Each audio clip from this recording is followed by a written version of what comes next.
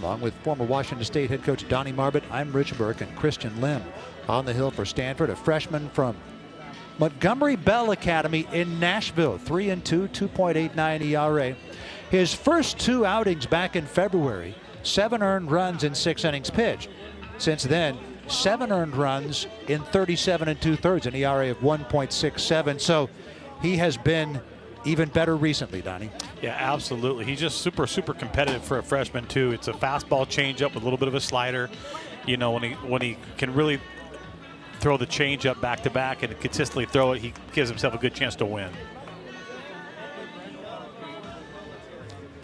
And we welcome those of you just joining us. We're here at Goss Stadium at Coleman Field in Corvallis, and there is arguably the top hitter in the country, Travis Bazzana, getting ready to lead it off for the Oregon State Beavers. School record holder in home runs. He is 3rd in Division I in batting average. Edwin De La Cruz, a catcher for Arkansas Pine Bluff, leads the way, and then Charlie Condon of Georgia, and then Bazzana facing a left-hand pitcher. Christian Lim. Stanford went 1-2-3. Middle game of a 3-game series. Oregon State won 6-0 yesterday.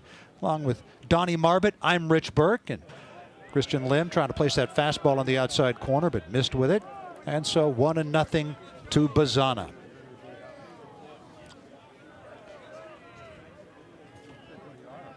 Sydney, Australia native. Third baseman Jimmy Nada is his best friend. They're standing right now, not quite 90 feet apart. He passed Joe Gerber and Andy Jarvis, who had 34 career home runs. He hit his 35th on Tuesday against the University of Portland. 2-0 pitch coming up. And now 3 balls and no strikes. Bazzana also leads the country in walks drawn. Yeah, his plate discipline outstanding. We've all heard about how many home runs he's let off the game, so I know that Lim is definitely not going to just try to throw the fastball over the middle of the plate, because you know exactly what Travis can do with it. Swinging on 3-0, and why not? Yeah, 3-1. When you got good players like that, Rich, you just got to let him play. And, you know, and the left on left, I know you're trying to do some things to slow him down, but Travis Bazzana is basically a 400 career hitter against left-handers in his college career. That's incredible. 41 walks against just 13 strikeouts. Off-speed pitch missed, and Bazzana walks to lead off the game. He walked leading off yesterday's game and scored a run in the first inning. He scored a run in 30 of 32 games this year. Yeah, I talked to him during the fall and the winter, Rich, and just his whole ability to dissect his swing, and you know, trying to figure out his swing in the offseason to figure out what he wants to do as a hitter, and he's just so advanced. It's just, you know, it seems like a lot of guys are playing checkers and he's playing chess. Yeah.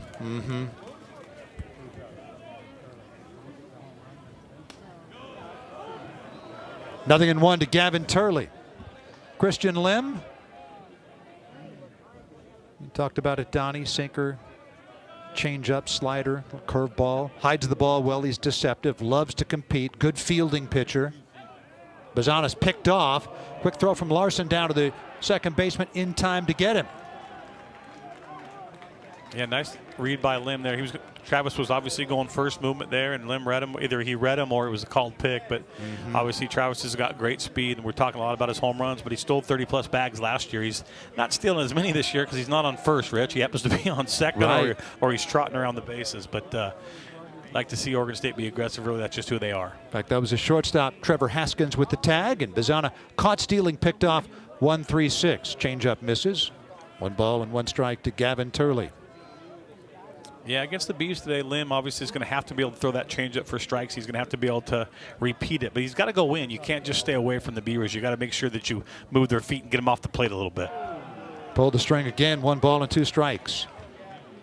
Yeah, pitchers have to be able to work the inside corner in order to open up that outside corner. The old line is you got to get the hitter concerned inside in order to get him outside. Yeah, and they've got, you know, numerous guys. Obviously, Bazzana's numbers are a little bit different with the 18 home runs, but Turley's one home run away from double digits. Guerra's, 3 away. Craig's 3 away. So they've got guys that are multiple home run type guys, and it's just power up and down this lineup. 1-2 pitch coming up to Gavin Turley. on 3 consecutive changeups, and then he comes with a curveball. 2 balls and 2 strikes. Gavin Turley from Chandler, Arizona. Talk about Bazana and his draft status. Gavin Turley will be draft eligible next year, and he'll be high on a lot of teams' lists. Yeah, really aggressive player. Likes to hit the ball in the air.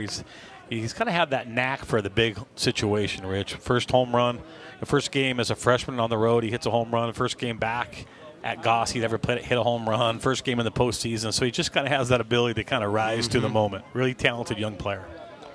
2-2 pitch coming up to Gavin Turley. Come back with a changeup again here. No, it's a fastball, and Turley fouls it down the right field line. Talking about draft status, how about that guy in a couple of years? He's a freshman, Christian Lim. The pitchability is there. I think the hope that the velo grows over the next couple of years. He's 89 to 91 right now. Yeah, absolutely. He's one of those guys that can command. Anytime you're left-handed with multiple pitches and command it, you've got a chance in professional baseball. 9th pitch of the at-bat coming up. Missed with a 2-2 changeup. So 3-2 to Turley. Bazana walked, but was picked off and caught stealing.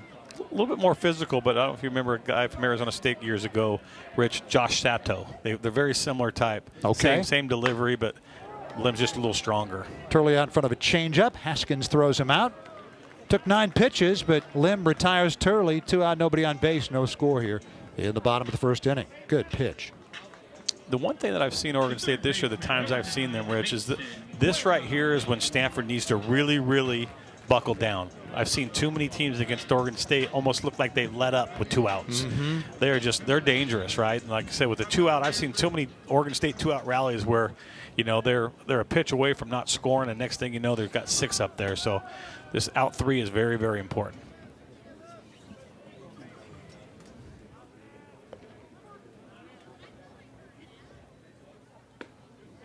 Donnie, I do some minor league baseball play-by-play up in Hillsborough for the Hillsborough Hops, and manager a couple of years back, and the pitching coach, they had this deal where if a pitcher got 2 outs, nobody on base, and then 2 batters reached base in that inning after 2 out, none on, the pitcher had to buy coffee for the pitching coach and manager the next morning. The staff got wind of it, like the hitting instructor and the trainer. All those guys wanted coffee too. So let me tell you, 2 out, none on, guys getting on base, that stopped happening. Oh, I bet it did. I like the style. I like their thought process there. Pulled the string on that one. Lim has a good change, doesn't he? He sure does. And talk about power. Mason Guerra's, you know, obviously right now the numbers kind of speak for themselves as an everyday guy. You know, he's one of a few guys in the lineup that have played every single day. But, you know, he's got 17 extra base hits right now. He's got 40 RBIs. He's hitting over 300. And he's got big power. That he does. Mason Guerra, Oregon Gatorade Player of the Year 2021. Christian Lim, meanwhile, from Tennessee, from Nashville. Yeah, he's back playing third now. They've got Craig playing a lot of first base, so they're really – it's kind of one of the more physical lineups that they have right now. They got, obviously, it'll help get McDowell back when he gets healthy, but Casper's coming back too. And even though Oregon State's putting up huge offensive number, Rich, they've had a bunch of injuries early. All they're doing with these injuries early, in my opinion, they're good injuries. As long as Silver linings? Yeah, as long as they get those guys back, they're just building a deeper squad. Cannon Reeder getting a lot of at-bats that he wouldn't have had otherwise. Off-speed pitch misses on 3-2. Second walk of the inning issued by Lim. He came in with just 12 walks allowed in 43 2/3. He walked Bazana and proceeded to pick him off when Bazana was going on first movement.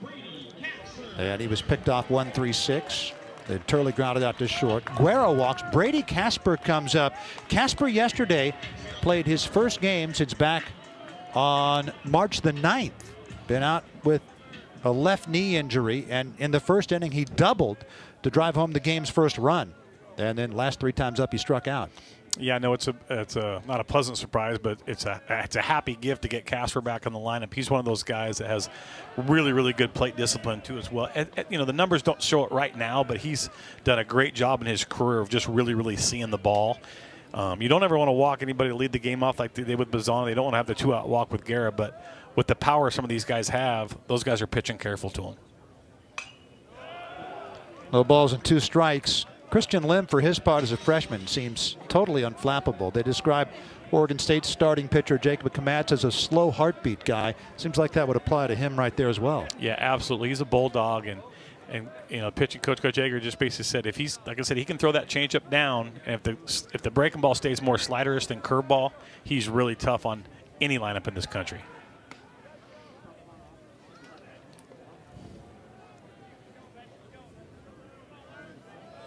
Stanford pitching coach Thomas Eager in his 7th year after 3 years at his alma mater, Cal Poly. 0-2 the count on Brady Casper. Guerra hadn't attempted a steal this year. Change-up count stays at 0-2. Already 23 pitches for Christian Lim. Yeah, I tell you what, talking to Coach Yeager before the game, Rich, I was excited to see Christian pitch. Just, you can tell when you're talking to a coach how excited they are about certain players, and sometimes you get the feeling when they're not as excited about players. But he really likes the way that Christian competes. He likes everything about him, and like I said, he thinks he gives him a great chance to win today. Half swing on a breaking ball, no swing, says Joe Burleson. 1 ball and 2 strikes. Last Saturday was perhaps Christian Lim's best start of the year. He won 3-1 at home against Washington State. 8 innings, 2 hits, 1 run, 1 walk, 8 strikeouts, 102 pitches in the 8 innings. And 8 innings, 102 pitches, pretty efficient. 2-time Pac-12 pitcher of the week here in his freshman season. Off-speed pitch, strike 3. It foul tipped into the glove of Malcolm Moore. 2 walks, a strikeout. They leave a runner. We've played 1. No score.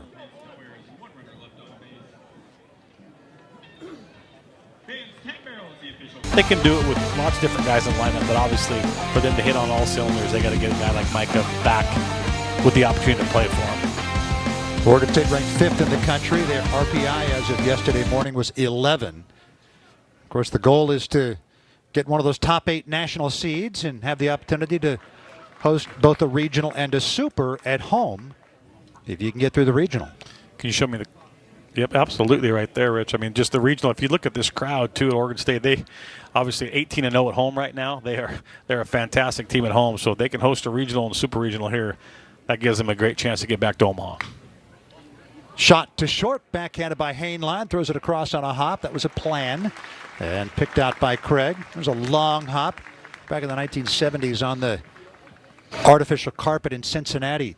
Davey Concepcion came up with that. Deep in the hole and throwing a 1-hopper across the infield. Yeah, the transfer from Washington State, Elijah Hainline, he's gotten a lot better defensively. Talked to Coach Wong prior to the game, and he really likes the work and the effort that Elijah's put in, because he's kind of been that guy that played short, third, and second at Washington State. He's been predominantly a shortstop at Oregon State. He's doing a fine job. Curveball for a strike. Hainline has done a nice job on the left side of the infield. And Oregon State, I mean, they have also got a freshman named Trent Caraway who's out with an injury, and he was tabbed as their starting third baseman. There's a fly ball toward left center. Reeder has a beat on this one, now going back on it and brought it in. It carried a little further than Cannon thought. Jimmy Nadi with a solo home run, and Stanford has their first run of the series. 1-zip card.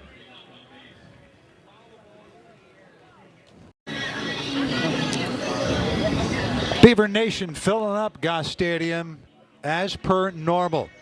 Rich Burke along with the former Washington State head coach Donnie Marbut. The way this ballpark is, with the stands kind of above the home plate area, as a visiting team, you kind of feel like the fans are on top of you. Yeah, make no mistake, and Oregon State's a great club, and there's a reason why they're 18-0, Rich. But one of the big reasons why they're 18-0 too is the fans. They do a great job here at supporting their Beavers. They love their Beavers. Wilson Weber will start it off. Weber's been on a big-time tear. 1 for 18 start. In his last 8 games, 13 for 23. 6 runs batted in, 12 runs scored.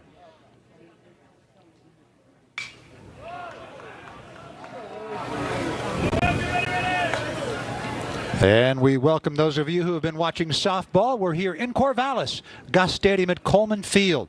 Ballpark, which yesterday celebrated its 117th birthday. Opened up April the 12th, 1907.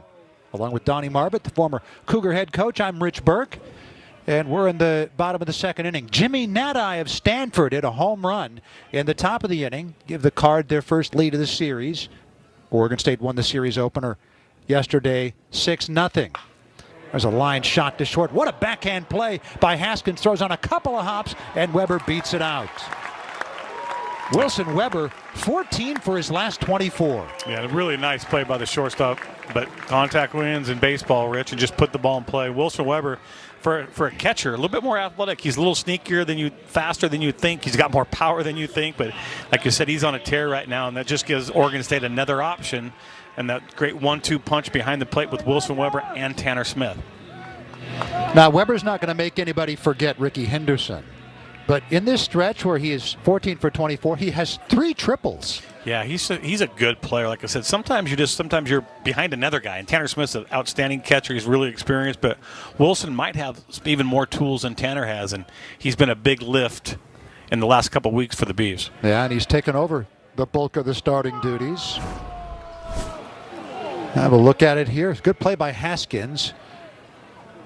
Weber did beat it out. Good call by Travis Eggert, the first base umpire. Yeah, love the effort by Wilson. We didn't talk about last inning too, Rich. I love the effort by Gavin Turley going down the line, his at bat. You don't get to the point to be, 28-4 on the season, 18-0 with just good players, right? They've got good players here, but they're playing extremely hard. It's really, really important to them. And like I said, the effort right there shows. Both these schools have such good cultures around their baseball programs. Want to play in the big leagues, a good place to go. You're absolutely right about that. I had a great conversation, Rich, with Coach Esker prior to the game, and he just recognized. He said some really, really great stuff that I took away from it. It's just Stanford's really young right now. They lost basically 8 starters from last year's team, an Omaha team. So you lose 8 starters no matter who you are, it's going to be a tough time to win games. And he talked about, like last year, Oregon State. They didn't win at LSU, right? They lost to LSU, and LSU went on to win a national championship. 2 years ago, when they went to Texas Tech and won their Super to get to Omaha, they knew, hey, for us to win a national championship, we got to be able to beat those guys on the road. Mm-hmm. Same thing with this young team right here. For these guys to turn themselves into a team that could win that Pac-12 tournament, they got to prove they can win some games on the road here. Right. And today, they got a great opportunity to do that. And that's looking like that's Stanford's path to the NCAA tournament is by winning the Pac-12 tournament. Unless they have a major turnaround here in the final few weekends. Payoff pitch to Hainline, and he grounds it out towards second. Cobb has it. He goes to Haskins. He turns over to Larson. Not in time. Hainline down the line, beats it out.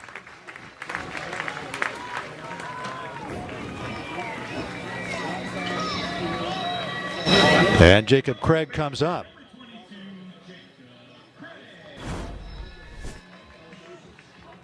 Have a look at this bang bang play. Another good call by Travis Eggert. I think that's one of the great things, too, about being up in the booth with you, Rich. Be able to say, that's a great call. When I was coaching, I just never felt like they made any good calls, and that was really unfair to those poor umpires. Nobody wants a call to be correct more than the guy making it. No question. That's the thing, too, as a pitcher. You think about the umpire, the guy behind the plate, throwing 125 pitches, 150 pitches per team. They got to see 300 pitches a game, right? And they miss one, and we holler at them. Right. So it's a thankless job. Craig hitting .293, struck out all 4 times last night, so looking for a turnaround here. Previous 6 games, he was 9 for 18. Yeah, the thing about Craig, you better not miss. We talked about big power with Bazana. He's showing big power this year. We know about Guerra having big power, but I'm telling you what, Jacob Craig's got big power as well. There's some current Stanford players in the big leagues, including Tristan Beck, whom our producer Joey Bally played against in youth baseball. I'm sure that was great, hitting against that guy. Stanford's had more than 100 players go to the big leagues, including Hall of Famer Mike Messina. And meanwhile, Oregon State, since the mid-'90s, has had 20 players go. Likes of Jacoby Ellsbury, Michael Conforto, Matt Boyd, Stephen Kwan, Adley Rutschman. Jacob Melton is in the top 100 prospects now in minor league baseball. Got out of here a couple years ago. Yeah, it's definitely been a breeding ground. Both these programs have been a breeding ground for guys who can play in the big leagues, and it doesn't seem like it's going to stop anytime soon. talked about this a little bit recently, but I mean, both these programs develop players so well, and I think the flag carrier in that regard for Oregon State is Wade Meckler. I mean, it's a kid who works extremely hard, and he gets almost all the credit. But Oregon State and the culture they built and the tools that they have here to enable him to develop. He wasn't even supposed to start at Oregon State ever, and he did, and then gets out of here and ends up making the big leagues shortly after leaving campus. Yeah, and let's not forget they cut him the first year. He didn't make the team. Right. They tried to get rid of him. So, special player. And the great thing about having some of those special players too, Rich, is that Travis Bazzana came in competitive and worked at it, but he completely, fed off Meckler. He loved that work ethic. Yes, he did. There's a great diving play here by Owen Cobb to keep the ball on the infield. That ball gets into center. I'm not sure. I don't think that Hainline would have tried to take third base, but with one out, that would be the time to do it. So Cobb may have kept a runner off third base there. Yeah, good effort right there. Double play would have been in order no matter what, but like the effort by Cobb of just Craig's not a great runner. There's a chance he made the play. Here's Dallas Macias turning around to bat right-handed. Macias batting left-handed yesterday. Hit a long home run to right. Backdoor curveball, good pitch by Christian Lim. We talked a little bit about the program, Rich, and culture and players. I wish young players would realize sometimes it takes a little bit of time. Dallas Macias played very little as a freshman. He played more towards the end of the year. In the beginning of this year, he wasn't the everyday guy, right? He's played a lot, obviously, but you just got to continue to work. Baseball is a game where if you don't work at it every single day, you're not going to develop. It's just a really, really difficult game. And this young man, he's a worker. I was lucky enough to see him up in December at Driveline, and December school's out, and he's there hitting. So, wow, just a really, really competitive, hard-working player. When I think of Beaver baseball players, they're not all like Bazzana. They're not all going to be the first pick in the draft or a first rounder, but they're guys like this that really make teams go. Dallas Macias, Parker, Colorado native, Regis Jesuit High School. Former Duck and current New York Met David Peterson went there. Five-time Olympic gold medalist swimmer Missy Franklin went to Regis Jesuit High School. 2 balls and 2 strikes to Macias. Already 41 pitches for Christian Lim and an inning and a third. And this is what Oregon State does. I mean, even when you're pitching well, they make you work. They did this to Matt Scott in yesterday's game, just driving up his pitch count. Yeah, it's not always just about the thunder that they have. Craig's obviously got big power, but that ground ball single up the middle, it's just you just keep fighting and fighting and fighting, and contact wins. Like if you look up these numbers, there's a lot of guys with more base on balls and strikeouts. They're putting the ball in play, and they're putting constant pressure on their opponent's defense. 3-2 pitch coming up to Macias, and he swings and pops it up. Shallow left center, outgoing the second baseman. Cobb could be trouble, makes the catch above his head, and then fires it to third base, and the runners retreat. Good play by Owen Cobb. Yeah, really nice play right there. Center fielder's playing deep in a no double situation, so the middle guys have to chase that a little bit more, but nice play by Owen Cobb. Cannon Reeder comes up. You talk to the Oregon State coaching staff about guys who have quality at-bats. Reeder, the sophomore, is toward the top of that list. He started 5 consecutive games. This is the 6th. Hit in all 5 previous games that he had started during this streak. 8 for 17 with 7 runs batted in. And he's raised his batting average from 190 to 316. Yeah, came in last year more as a freshman, had some defensive replacement games, kind of late in games as a defensive replacement. Now all of a sudden he's gotten bigger, he's gotten stronger, he's worked out a little bit more. The swing's getting better. It just, like I said, gives Oregon State another valuable option. McDowell's a left-handed hitter, so even when McDowell is healthy and gets back, I could see maybe Reeder playing a little bit more against left-handers and McDowell and Casper playing more against right-handers. Obviously, that's up to Coach Canham and his staff, but once again, just another option for the Beavers out there. Reeder had an RBI single yesterday. 1 ball and 1 strike. Talked about Christian's command. This is definitely a situation where you've got to go at Reeder. Even though Reeder's a talented player and he's swinging the bat good, the last thing you want to do is get to that next hitter with Bazzana just lurking on deck. And the count 2 balls and 1 strike. Cannon Reeder has struck out this year about a third of his plate appearances. Walk rate 11%, about once every 9 plate appearances. Got the count his way 2-1. There's no way Lim wants to go to 3-1. So Reeder will see the best he's got right here.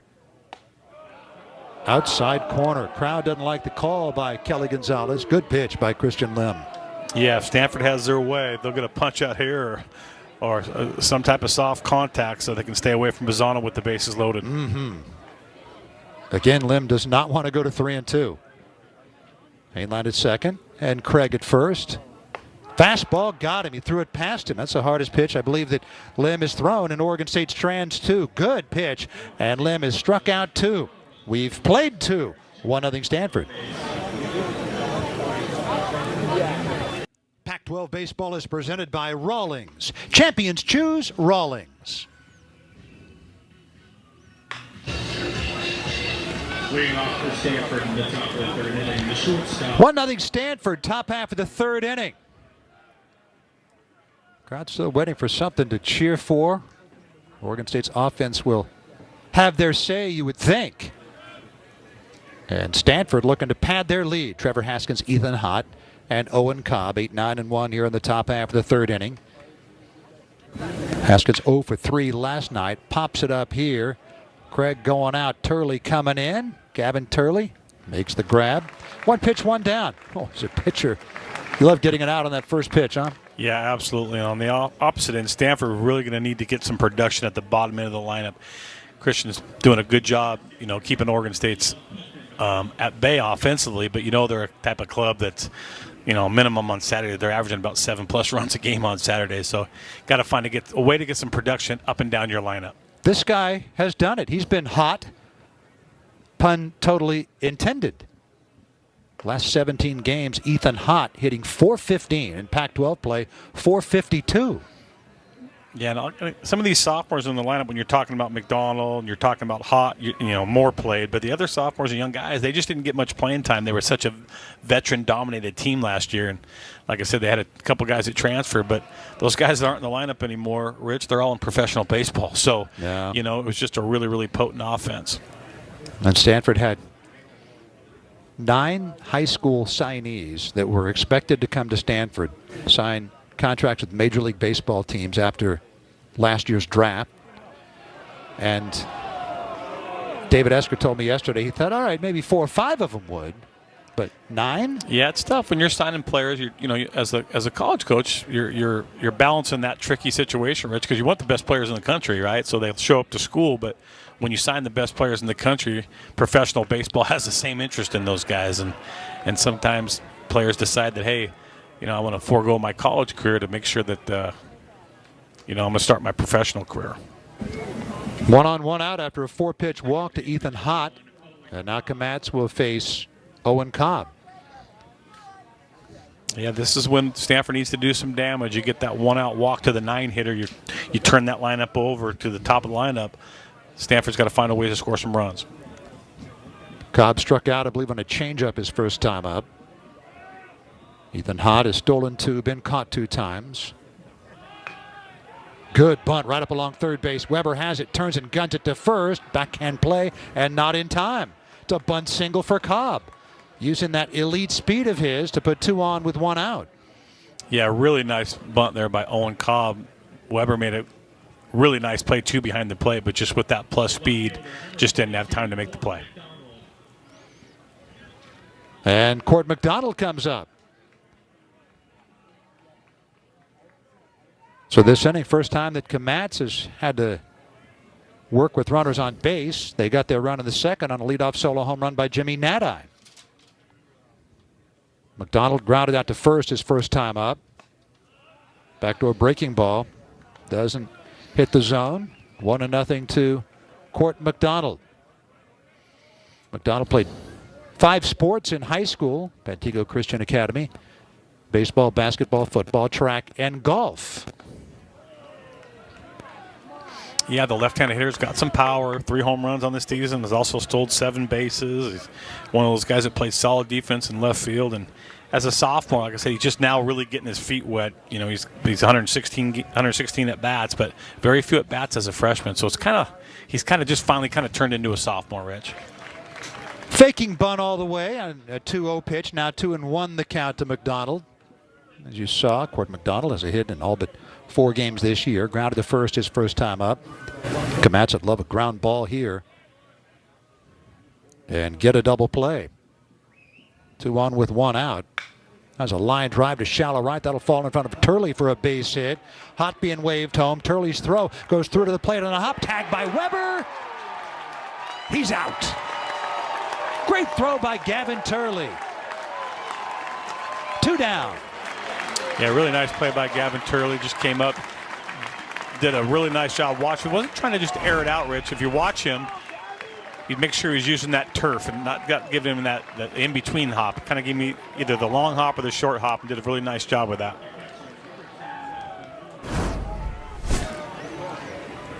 Needed a perfect throw there, Rich, and they got one out of Gavin Turley. My broadcast partner, Donnie Marbett, former head coach at Washington State, current scout for the St. Louis Cardinals, and I'm sure you'll file away that throw by Turley. Yeah, some things you just don't forget, and like I said, it's nice to be able to watch games when, you know, it's such an offensive game now too, but there's 2 sides of it. You got to play defense, you got to bring your glove to the game, and Gavin definitely brought his glove to the game today. Curveball misses to Malcolm Moore. 1 ball and no strikes. Moore grounded to second his first time up. Moore with 8 home runs, tied for 6th in the Pac-12. 19 runs batted in. Owen Cobb, the leadoff man, who bunted for a base hit in this inning, is their leading RBI guy at 21. That's 29th in the Pac-12. Yeah, in a situation like this, Rich, when you're on the road, your team's not playing great baseball. Stanford just playing okay, and obviously Oregon State's playing hot. Your best players have to play good. So in a situation like this, Stanford could really use Malcolm Moore to get into one here and hopefully leave the yard, getting the chance to get up 4-0. 1 ball, 2 strikes.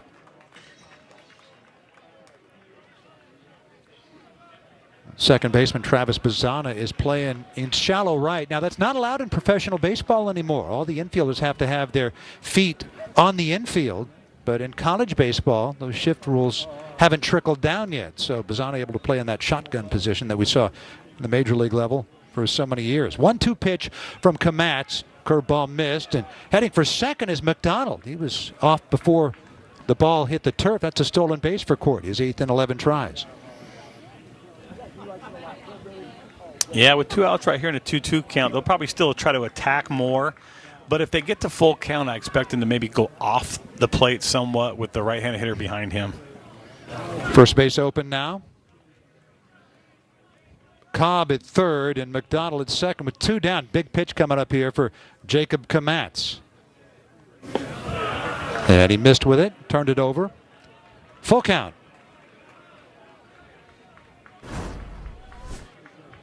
He was breaking even before the ball was in the turf. Yeah, he's going to try to put something in play there too, but good at progressive base running. Coach Esquer wants to make sure that gives himself a little bit of a hole here, and now you got Malcolm's up with an opportunity to drive in 2. 3-2, first base open. Right-hand hitter on deck, albeit the cleanup hitter who had a home run last time. And a curveball, and Moore able to get a piece of it. Malcolm Moore walks 19% of the time, strikes out only 11% of the time. One reason why the scouts are so high on him. Yeah, catcher with power that also knows the strike zone. That's pretty rare in today's game, and he definitely brings value to the field. Handles pitchers well. Yeah, the .213 batting average, Rich, is really a surprise, but my guess is by the end of the year it'll be up. Fastball, strike 3 called inside half, and Moore was frozen. Tigers broadcaster Ernie Harwell would have said he stood there like the house by the side of the road. Ladies and gentlemen, give it up for medium rare. Hi. Chocolate. Deep tissue. Or just buy them already. Omakase. Lady freaking Gaga? You know who loves you? MGM, baby.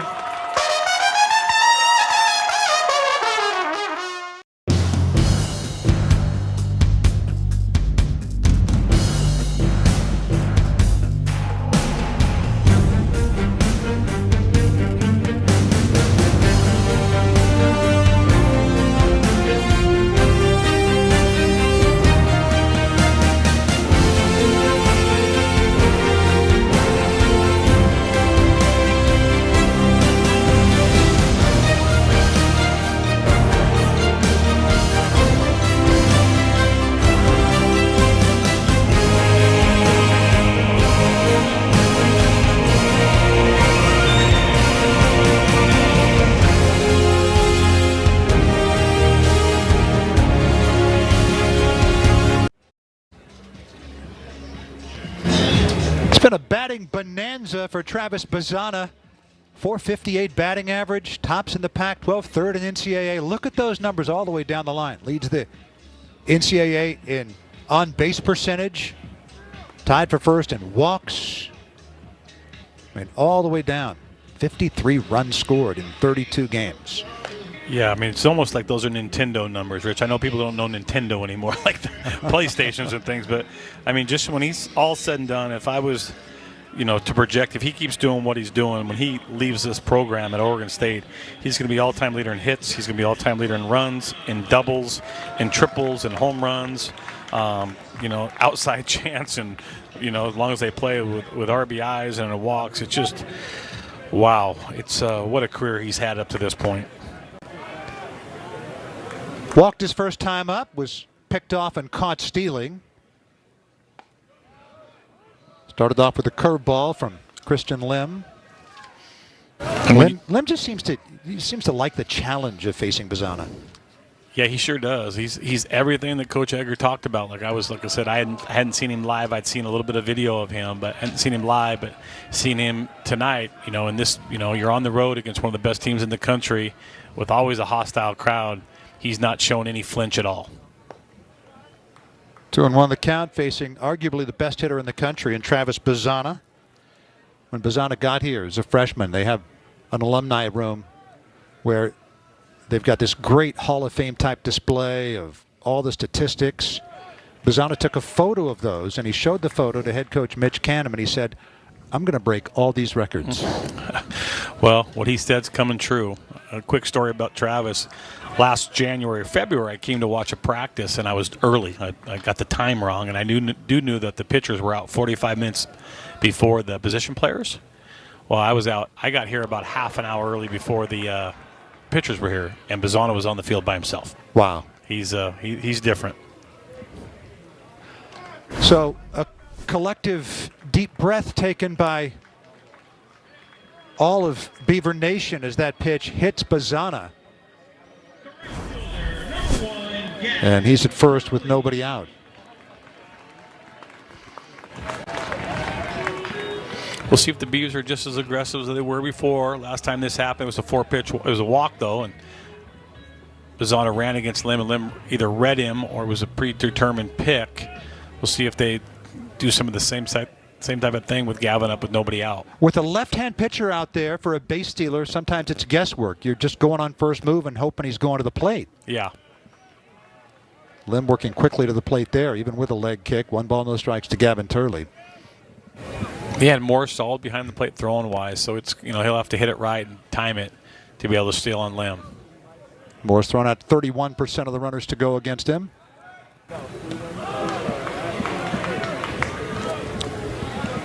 Donnie, I didn't think I would, but I like the rule they have in professional baseball now that says a pitcher can only have 2 disengagements per at-bat. That's a step off or a throw over. I like it. Do you? Yeah. Yeah, I'm kind of up in the air about it. I wasn't, it's a little bit different from this perspective other than managing, right? With managing, I'm not sure if I would like it on the defensive side, but I might might like it on the offensive side. I think it keeps the game moving. 1-1 the count to Gavin Turley. Good changeup by Lim on that last pitch. Yeah, baseball's a copycat league, so I'm wondering how much of the changes in the big leagues will trickle down to the college game. They usually do. Yep. Another good changeup. A few years back, Major League Baseball eliminated the fake to third, pick to first play, and college baseball followed a couple of years later. A lot of you see a lot of the shift work right now on the defensive side, in college baseball. So they're not doing that anymore in professional baseball. So I'm kind of wondering if that'll be one of the first. Yeah, I talked about that earlier. 56 pitches through 2+ innings for Christian Lim. So again, he's pitching well, but the Beavers are driving up his pitch count. Yeah, when guys pitch good, sometimes you're not going to beat Christian Lim. What you're going to do, though, is you're going to beat the bullpen, right? The guys that are best guys because they're starters. Short hop by Cobb. He goes to Haskins, and no chance at a double play with Turley hustling down the line. Good play by Owen Cobb on a short hop. Yeah, really nice play there. Ball was hit really hard coming off of Turley's bat. Cobb makes a good play here, but then you'll watch, look as they try to finish the double play, Haskins just looked like he just couldn't get it out of his glove. But really nice play to start it by Cobb, and a nice job by Bazana of freezing. Not sure if he's going to catch it or not. I think that with that ball being short hopped by Cobb, and then the backhand flip, Turley was sprinting out of the box immediately. I think as much as anything, it was Turley's speed that prevented there from even being a throw. Yeah, and that doesn't go unnoticed, right? Make sure he's getting out of the box and playing hard. That's two at-bats in a row that I thought Gavin's got down the line really good.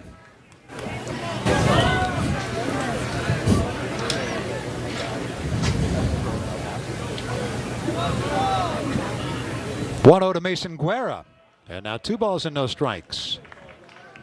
Yeah, this is the danger area when you come to Lim with getting behind the count with guys like Guerra. His best pitch is his changeup here, so don't be surprised if he goes changeup here. He was 2-0 on Bazana leading off the game. This is the first time he's been to 2-0 in the count since. Backdoor breaking ball. There's no longer any such thing as a fastball count. Some of the best pitchers in the big leagues throw fewer than 50% fastballs. Yeah, and watch that pitch that he just threw right there. Coach Egger told me that Thomas has said his issue is at times that breaking ball gets more curveball than sliderish. Right fielder Lavin, the true freshman, brings it in. That's the second out of the inning. Looks like Mason just missed that one, Rich. He's got some big-time power. They call it light towel power, and he, like I said, when he gets extended, man, oh man, he can hit him as far as anybody. That he can. Flies out to right here. There's another guy with some pop, the cleanup hitter Brady Casper. His second game coming off missing 5 weeks, and he'd missed the bulk of the last 7 weeks. He was injured back on February the 23rd against Arkansas. Tried to come back a couple of weeks later. Left knee wasn't really cooperating. Was 0 for 5 with 4 strikeouts. And then yesterday was his first game since then, since March 9th. He doubled his first time up. Yeah, only 30 at-bats on the season, so it's definitely a pleasant look in the lineup to get him back in there. Brady's one of those guys that is going to take some really, really professional, older, experienced at-bats. And that's, you're going to need that. Like, Oregon State has obviously had some really good runs lately, and they've got some big-time players. Madrigal was a big pick, and Adley Rutschman. But you can't forget, the Michael Grettlers of the world. They've got those really good seniors that give you that good senior leadership. That's a great point. Brady Casper and Micah McDowell, those guys are going to be so key down the stretch, even if it's not just about the big hits, right? It's just the experience, the presence in the lineup. So excited for Brady to get back and healthy, and excited for the Bees to get him back in the lineup. 1 ball and 2 strikes to Brady Casper. 65th pitch coming up for Christian Lim. Be his 18th of the inning. Was outside. Moore tried to frame it, but Philly Gonzalez having nothing to do with that. 2-2 to Casper. 1-0 Stanford on a Jimmy Nadai second inning home run. I do like what Christian Lim does against the left-handers. He goes in, he goes out, and he makes me feel like, Rich, he's just challenging all these hitters. Missed with a slider. 3-2. Obviously to lead the inning off, he hit Bazana to lead the inning off, but you don't hit a guy unless you're trying to go in on him. So I like that he's challenging him. He's not scared by any means. Turley be off with a pitch, a 3-2, and it's outside ball 4. Third walk issued by Lim to go along with a hit batter. 2 on with 2 out for a guy who's really been on a tear, Wilson Weber. Yeah, when it comes to the big new talk in baseball, Rich, is exit velocity, right? So how hard the ball comes off your bat. And Wilson Weber has got as much exit velocity at Oregon State as any guy in their lineup. Mm-hmm. And he has 14 hits in his last 24 at-bats, including 5 doubles, 3 triples, and a home run. Has a chance to turn this game right here in the bottom of the 3rd inning.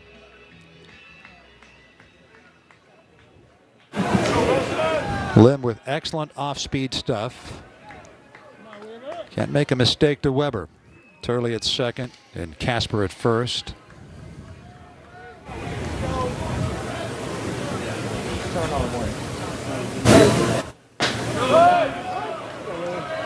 Inside corner down around the knees. Good pitch. Yeah, at this point in the season, you know Lim's going to be at least good for 100 pitches as long as he's not in trouble. So he would, like to say, get out of this inning and get some quick ones, but he's doing all he can. He's competing out there really well. A couple of fastballs to get ahead of him, 0-2. Most pitches that Lim has thrown 109 2 starts ago at Utah. So he's got some left in the tank. Yeah, when you're on the road against Oregon State, doesn't matter how many you throw, you're just going to try to be productive. And like I said, so far he's giving you a good 2 2/3. Four-seam fastball there. Well, it looked like a four-seamer. 1 ball and 2 strikes to Weber. I think we both commented on this, Rich. Physically, Christian doesn't really look like a freshman either. He's a put-together young man, and just his demeanor and his command and just how he's going after hitters, he doesn't act like a freshman out there. Yep.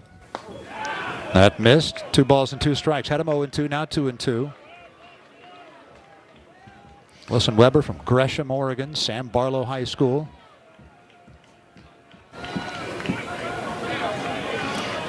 Both teams definitely don't lack physicality, Rich. They're both physical teams, and it's got strength up and down that lineup. 3 balls and 2 strikes. Turley at second, Casper at first will be on the move.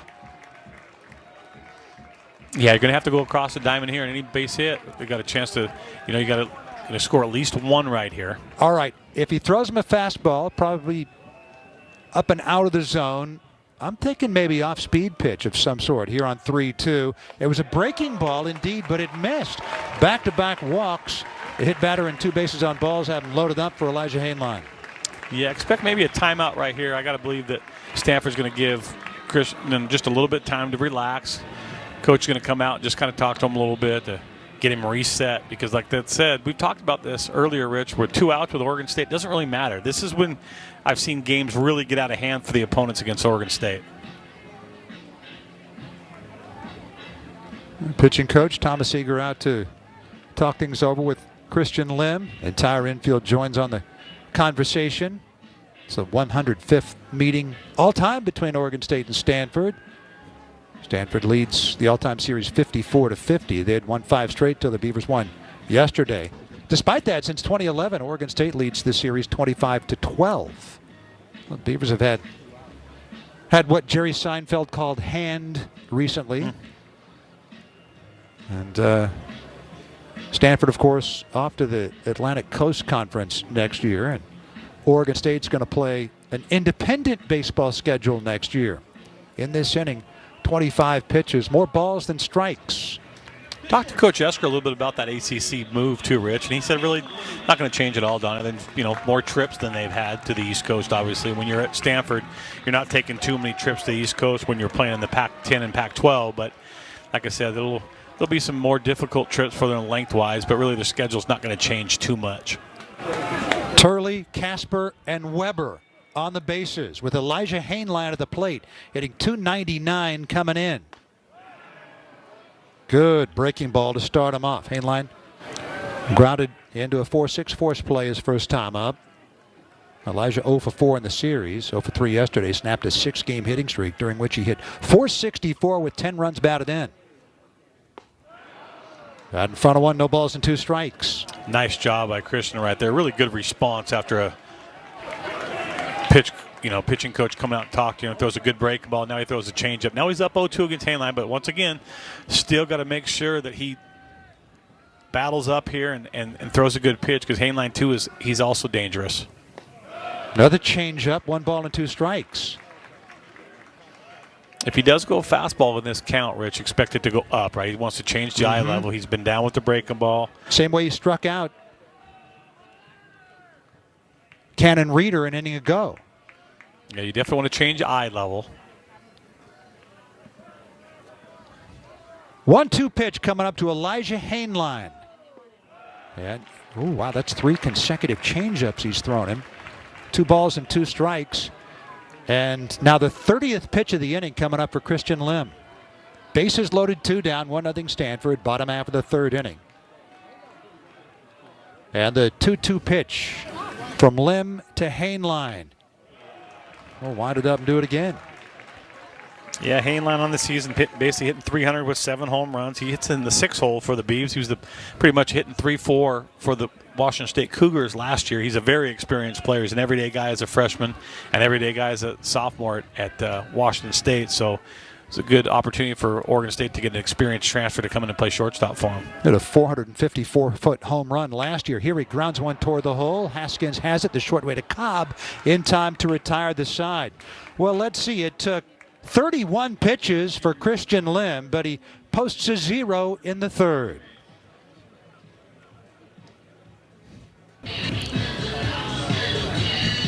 Some news and notes from around the Pac-12. Oregon State 21 consecutive wins at home. Program record is 24, set back in 1951 and 52 seasons. Bryson Van Sickle of Utah, a 3-hit shutout against Arizona State on the road in Tempe, just 82 pitches. Arizona's won 9 straight. They beat Louisiana Tech yesterday.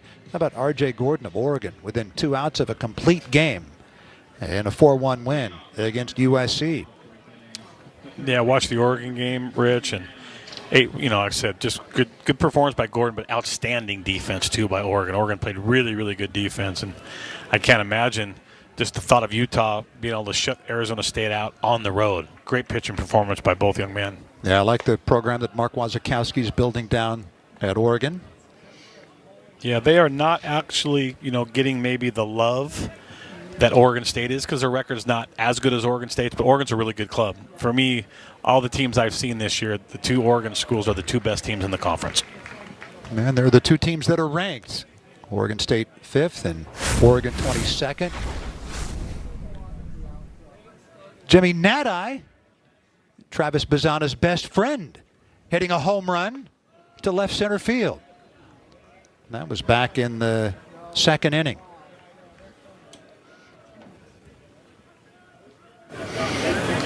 Well, Stanford could you really use, Rich, another one of those big flies right here. I could use a little cushion. That's inside out and down the right field line. Slice is foul. Yeah, not that 1-0 can't hold up, Rich, but I just don't think as a opposing manager against this offense you're going to feel comfortable with 1 run. Mm-hmm. Well, yeah. Jimmy Nadai spent time in the United States as a youth, lived in Atlanta where he started playing baseball, then back to his native Sydney, Australia. From the state of New South Wales, Australia. I learned something in researching Jimmy Nadai this week. If you're from New South Wales, you are a New South Welshman. You know what, Rich? I so enjoy working with you because, I always learn something new. Well, not just something. I learned tons of things right here. Fastball got him swinging up and out of the zone, and Nadai went fishing. I just wish I could give you as much information, Rich, as you give me. Oh, you do, Donnie. I just don't like to tell you because I don't want you to get a big head. Well, I really like what Komatz is doing. Komatz is, in the past been a little bit more sinkerish, but he's throwing a little bit firmer lately. It looks like he's healthy. He's pitching at the top of the strike zone right now. Usually he's that guy that can kind of sink the baseball and get the ball on the ground. When I was a young kid, I used to play with this guy named Sinkin' Sidorman. That's kind of a good name. As a little left-hander, we thought it was a sinker, but he just didn't throw very hard. Really? We thought he had this gravity sinker. We just thought he had a really good changeup. He's one of our best friends growing up, but then we just realized he just had a slow arm. It really wasn't very good. 1 ball, no strikes to Luke Lavin. What was his name again? His name's Sidorman. We called him Sinkin' Sidorman. So. But you know what? He's a heck of a. Like where I grew up, he's the best chiropractor in the land right now. There you go. So he hung up the cleats to go work on the chiropractic world, and he can do that too. 2 balls and 1 strike to Luke Lavin, facing Jacob Komatz. Talking about Komatz and throwing a little firmer and being healthy now. Oregon State has been his dream school since he was in 8th grade. That year, 2017, Oregon State went 56-6. And then, of course, the next year they won the College World Series. He spins around Lavin 3-1.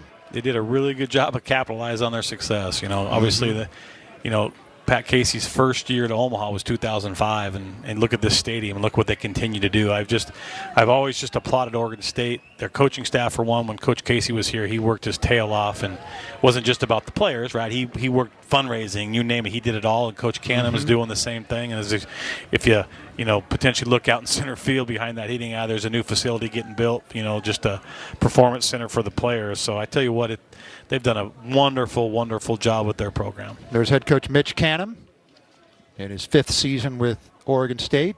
Former player here, played in 2 College World Series and won them.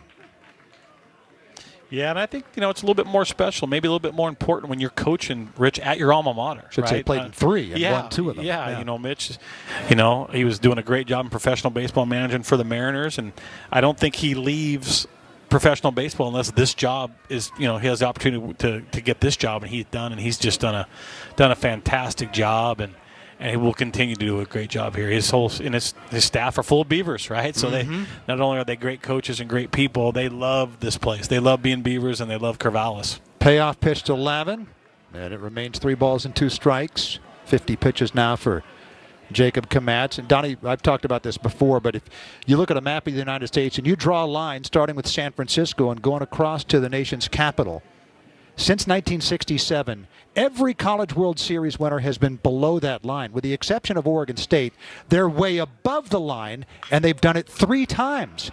It's an incredible story for a cold weather school like this, not just to get to Omaha, but to win the thing and do it 3 times. It's probably the best story in college baseball in the last 60 years. No question. And well earned. Coach Casey got inducted to the College Baseball Hall of Fame I believe it was in January. And like I said, Coach Casey was the architect of this program and did an absolutely phenomenal job. I love coming down and playing against him as a player as well as a coach. And I really love what they've done here. And like I said, I love what Coach Canham is continuing to do. And they've got 3 national championships, and they feel like they got a chance to hang another banner. Third baseman Mason Guerra makes the squeeze. It took 9 pitches, but Jacob Komatz retires Luke Lavin. Yeah, I talked a little bit about Little, but obviously Jacob's doing a great job too as well. Stanford doesn't have the same type of batting averages and same type of offensive threat that Oregon State does, but they're still a good offense. And any time that you're going into, inning 4 and you're only giving up 1 run, doing a good job. 2 out, nobody on base. Indeed. Here's Charlie Somm, the DH, hitting .262 coming in. Grounded to short his first time up. 1 for 5 in the series. That's out toward Cannon Reader, playable in right center field. A 1-2-3 inning for Jacob Komatz. He's retired the last 4 to face him. And we go to the bottom half of the 4th inning. 1-0 Stanford.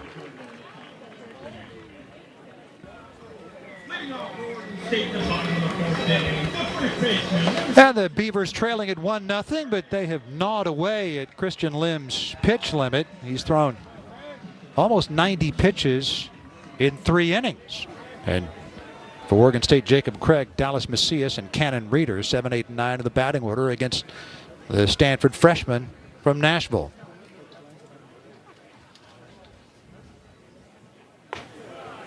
Christian Lim, his father Paul played baseball at Yale, and I believe he is now an ecclesiastical historian who's a professor of church history at Vanderbilt.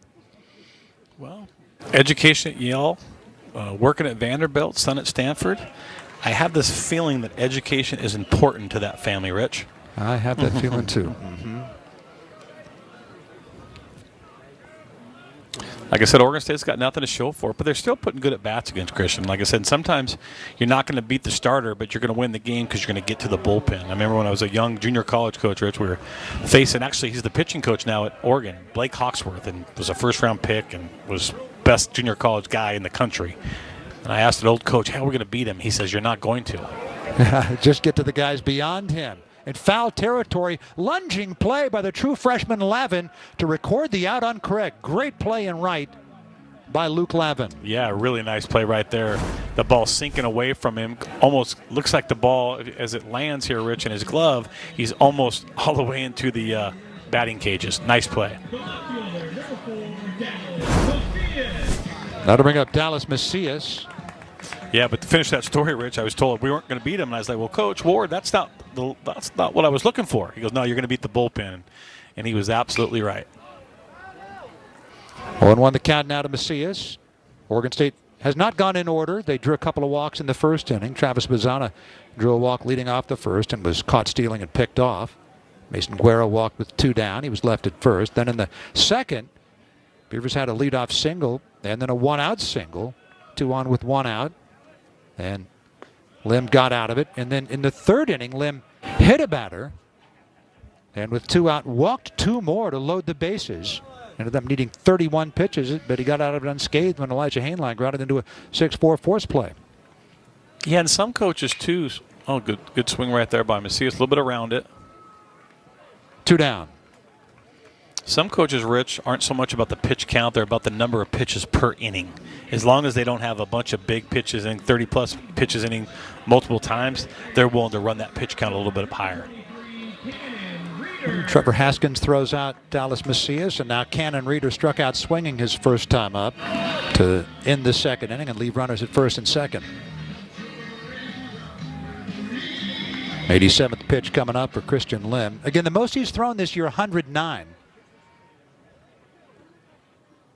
So he should have plenty to get through 5 if he keeps rolling like this. Yeah, nowadays, if you get to the 6th inning, but majority of the coaches that I talk to, Rich, if they get through the 6th inning, it's a quality start. So he's obviously getting really close to a quality start for most people's thought college baseball. 1-1 the count. And really have to be efficient to get through 6 in this one. Yeah, he's going to need some quick contact and some soft contact, but Oregon State does a great job of just continuing to compete up there. There's a line drive, backhand play by Larson, and the side retired. Oregon State goes in order for the first time. Lim needed that easy inning. We go to the 5th, 1-0 Cardinal.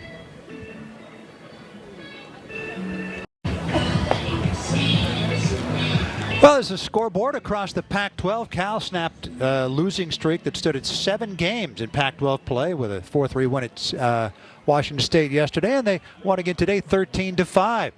UCLA knocked off Washington 13-5 to even up that series at a game apiece. And Oregon, top of the 9th inning, leading USC 5-3. The Ducks beat the Trojans 4-1 in yesterday's game. USC had a 5-game winning streak broken, and they're in danger of dropping the first 2 games of that series.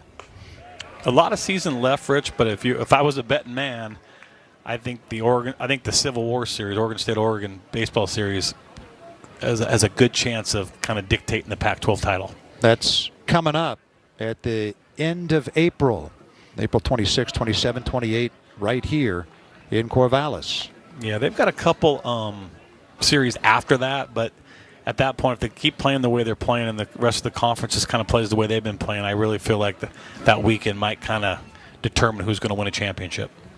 Brandon Larson flew out to center his first time up. Rockland, California native. That's an extreme northeast suburbs of the Sacramento area. 2-1 the count to Larson. Bottom 3rd of the order here in the top of the 5th inning. Not as many Sacramento guys on this year's club at Oregon State, but I will tell you this: the great players in the last 15 years in that area a lot of them have come to Oregon State. Players like Garrett Forrester. Yeah, Garrett Forrester and Nick Madrigal. Oh man, they just who was the catcher not too long ago, Rich? Forgive me, it's slipping my mind. Well, as you know, Adley Rutschman is up from the Portland area in Sherwood. The 2-2. Andrew Susak. I forgot about the Susaks. That's a really, really good player. But teams like this, Oregon State, they're going to recruit nationwide as well as Stanford, but they've just done a really nice job in that Sacramento, Northern California area. 2-2 pitch. Curveball bounded out to Bazana. 1 down here in the Stanford half of the 5th inning.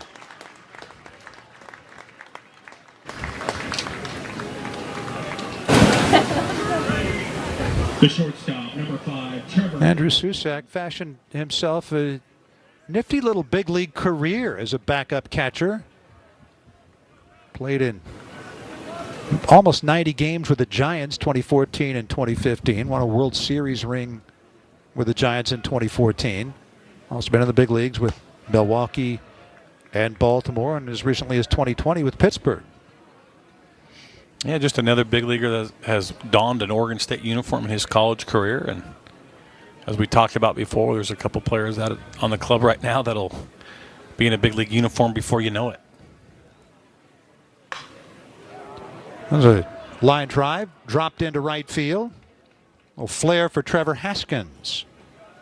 A soft liner into right gives Stanford their 4th hit of the game. Yeah, nice job by Haskins staying the other way. Number 13, Ethan Hawk. Haskins, a couple of years ago, as a true freshman, had the game-winning hit in the title game of the Stanford Regional.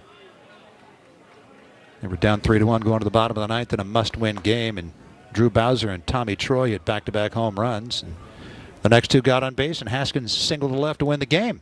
Now he's a junior. He's at first base. Stolen 1 base this year. 1 ball, no strikes to Ethan Hott. No pun intended there, Rich, but as we talked about earlier, he is hot, right? Hitting .339 in the season, has really gotten warm and started collecting a bunch of hits in the last couple of weeks. Yeah, and I'm sorry, Donnie, but when I said it earlier, I said the pun was fully intended. That's bad on me. Ethan Hott out of Chaparral High School in Arizona, their male athlete of the year in 2022. Yeah, if you look at Stanford, Rich, they're really just a year away. They're a year away from kind of being my guess and my prediction that they'll be back on top of the conference next year in whatever conference in the ACC. Not in the Pac-12, obviously. 2-1 the count. Ethan Hott. 1 out, 1 on, top of the 5th inning. 1-0 Stanford. Jimmy Nadai hit a first ball home run, first pitch home run back in the 2nd inning. The wind blowing sort of in from right field at this point. And swirling on a day with a low shelf of clouds here, and we had rain much of the morning into mid-afternoon. It stopped a little bit before the game time. 3-1 to Hott. Komatz has walked 1, and he has struck out 3.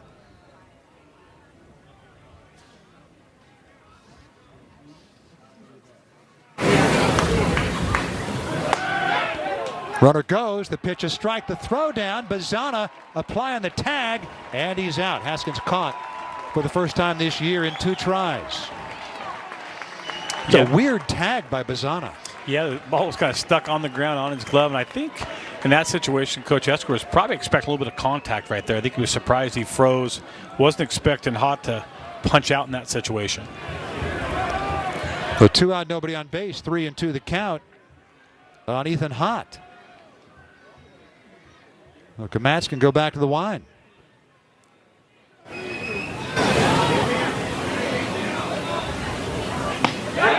Strike 3 called on a fastball at the knees. Stanford sends the minimum 3 to the plate in the 5th. Jacob Komatz calmly walks off. It's 1-0 Stanford halfway through. Single season record is 21, set by Jim Wilson 42 years ago, and that is very much in jeopardy. Charlie Condon of Georgia with 23 home runs, tops in the land. Well, Bazana has walked and been hit by a pitch. Christian Lim's 89th pitch. At number 90, and it's 0-1 to Bazana. And even if the Oregon State, when you go to Omaha and you win a national championship, obviously that was Komatz's dream. But think about all the Australians, right? They're watching Travis Bazana right now, obviously. Right. And Oregon State becomes a place where they want to go. They didn't have the same type of success, but in the early 90s, there was an infielder named Kevin Hooker that was on the national team from Australia, as well as a right-handed pitcher, Andrew McNally, that the Indians drafted back in the day. So all of a sudden, those kids from outside the country, hey, they're at Oregon State, so all of a sudden they're going to start wearing that black and orange because there's some young players in Australia that, hey, Travis Bazana's their idol, right? They're not, for sure. They're not thinking about some of these guys in the big leagues right now. They're not thinking of Adley Rutschman right now, or those. Not that they won't, but they're thinking about, hey, I want to be like Travis Bazana. Where Travis Bazana went? He went to Oregon State, or obviously, the third baseman Jimmy Nada. Yeah, Jimmy can do the same thing. Guys want to go to Stanford too as well. Still 2-2 to Travis Bazana. Bazana had visited ASU, and he comes here, and he said, at the time, Jake Rodriguez was the director of operations for the Beavers, and he picked him up at the airport in Portland. And Bazana called his dad, Gary, and said the first time he got into Jake's truck, it felt like home. And he immediately wanted to come here, and he strokes one into right center, a base hit. Bazana, a big turn at first. Ball's fumbled by Hahn in center, and Bazana takes second base. He was just waiting for one little bobble in center field, and he takes advantage. That's what speed can do. He always, early in his career, was more of a speed guy, Rich, but he hasn't lost that. He hasn't stolen as many bases this year, but any ball in the gap, he's always thinking, second. He's always thinking third. When I first watched him play, Rich, my first comp was Pete Rose, right? Because he's just Charlie Hustle type of guy, right? He was always going hard out of the box. And we knew he'd get a bunch of hits. From my perspective, I didn't know he was going to have the power that he has. Because he was busting it all the way, I believe they've given him a double. Runner at second with nobody out, and David Esker coming out to talk with the plate umpire, Kelly Gonzalez.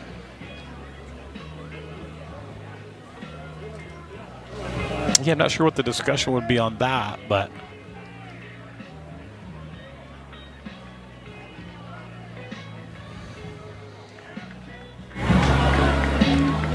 David Esker, former coach at Cal, in his 7th year now at Stanford, replacing Mark Marquis, who was here for 41 years. David Esker, 18 years at Cal, 2011 National Coach of the Year. Former walk-on at Stanford. He was the starting shortstop for the 87 National Champion Cardinal team. Yeah, another coach in the Pac-12, coaching at their alma mater. So, like I said, Coach Esker did a wonderful job at Cal, and not that he, like I said, but I think it's probably a little bit more special when you're coaching the same team that used to wear the uniform as a player. So, great job, one of the great guys in baseball, Coach Esker. Wonderful, wonderful human being and an outstanding baseball coach. I always enjoyed talking baseball with him. That's popped up, good breaking ball. That gets out of play. Larson giving it a look. 1-1 the count to Gavin Turley. Third time through the order now. And Lim approaching 100 pitches. Most he's thrown this year, 109. Yeah, to go back and talk about Coach Esker, Rich, he's one of the good guys, right? There's just sometimes you're in my coaching time, there's guys that you like to coach against, and there's guys that you might not like to coach against as much. And he's one of those guys that I enjoyed coaching against because I thought he did it the right way. Sometimes it was tough because the teams were so gosh darn good, but really, really a good guy. You can learn a lot from other coaches, and I know I learned a lot watching his teams play. Plate umpire Kelly Gonzalez said Turley went around.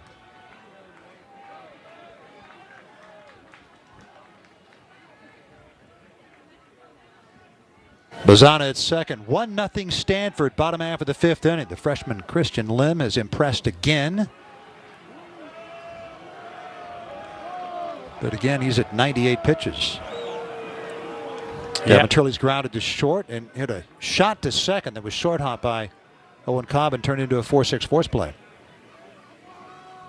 Yeah, pick your poison right here. You got two guys back-to-back with big power, Turley and Guerra, and they're somewhat similar. They're not feast or famine guys, Rich, but they definitely have some strikeout in them. They're not like Bazana. Bazana's going to have way more contact than these two, but both these guys, they kind of make a living by hitting the ball over the fence. So you got to be careful with them because that 1-0 lead can turn into 2-1 deficit in one swing of the bat. 100 pitches now for Lim as he missed with a changeup. 3-2 to Turley, who has 9 home runs. That's 5th in the Pac-12.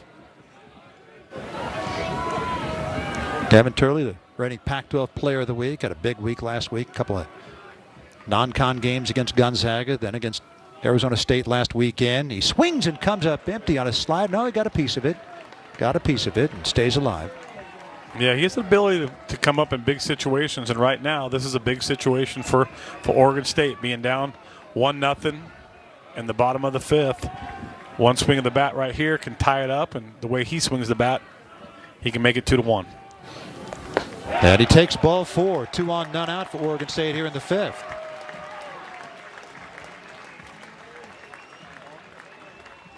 Fifth walk for Christian Lim to go along with a hit batter. Mason Guerra comes up.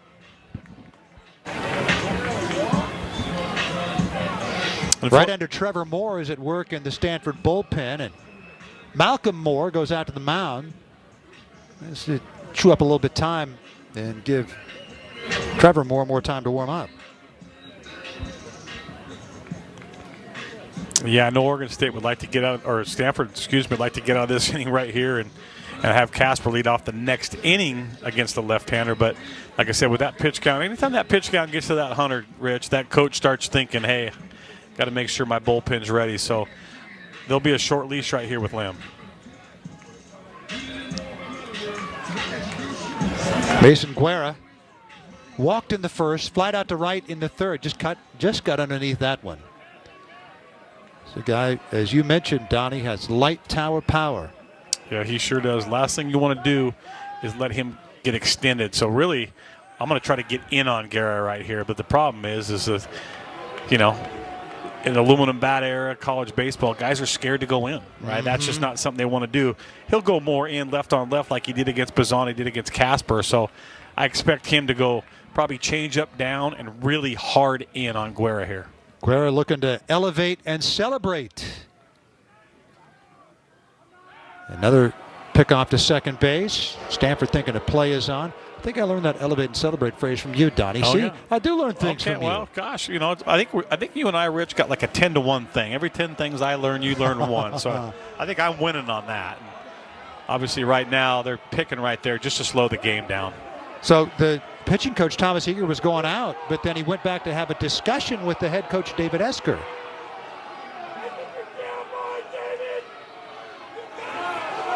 Two have been together for a long time.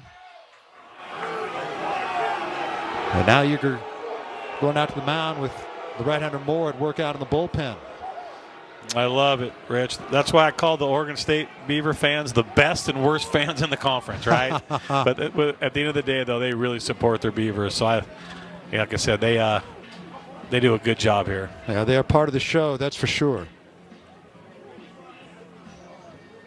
Part of the reason why Oregon State has such a good home record. And again, they have won 21 consecutive games at home, going back to May 16th of last year. There's number 34 Moore in the background, out in the shadows of the bullpen. And Lim is going to be left in here to face Guerra. A left-hand hitter, Brady Casper, is on deck.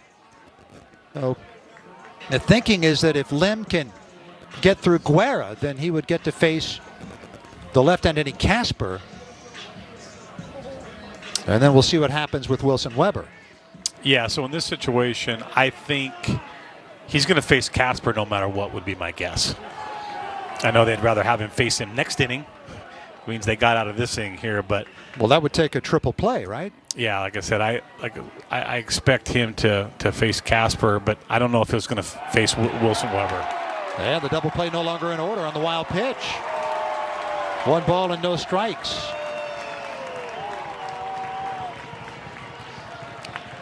Yeah, this is where the young freshman's really got to just take a deep breath and start over here. Like I said, you're a little bit on the ropes here, and you got obviously the Oregon State crowd is really getting involved in it right here. So got to take a deep breath, got to just rely on his routine. He looks unbothered, though, Donnie. He sure really does. Christian Lim's 1-0 pitch. Now 1 ball and 1 strike. He does. He's, like I said, he's everything that coaches advertised prior to the game. He just looks like he's in complete control. He has the ability, Rich, to slow it down, right? A lot of guys, when they struggle, they want to throw harder. You got to do the opposite, right?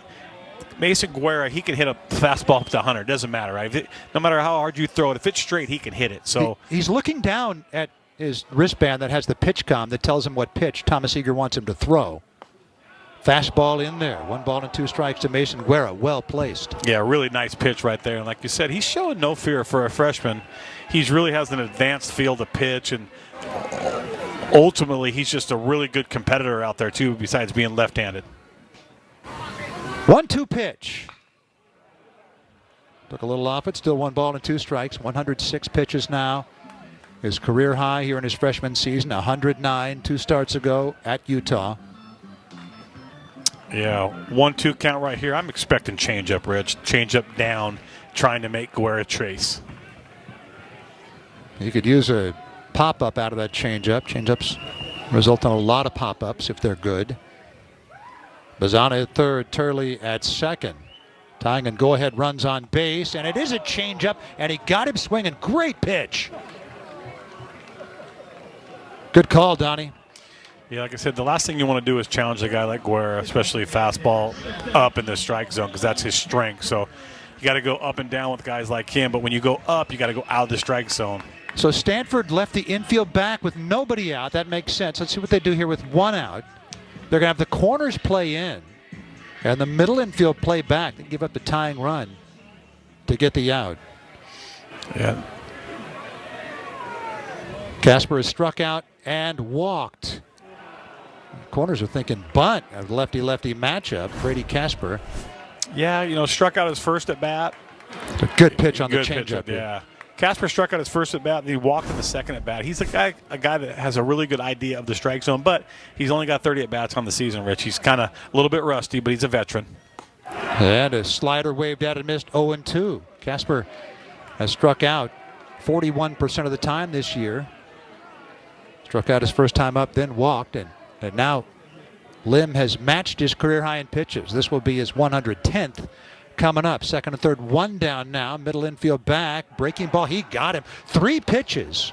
All sliders to strike out Brady Casper. And there are 2 down. Yeah, not a very good at bat right there for Brady, but you really got to tip your hat to Kim. That was a really, really limb. He was just fantastic right there. He just bowed his neck. He was not giving in right there. Now here's Weber, who had an infield hit to short and walked.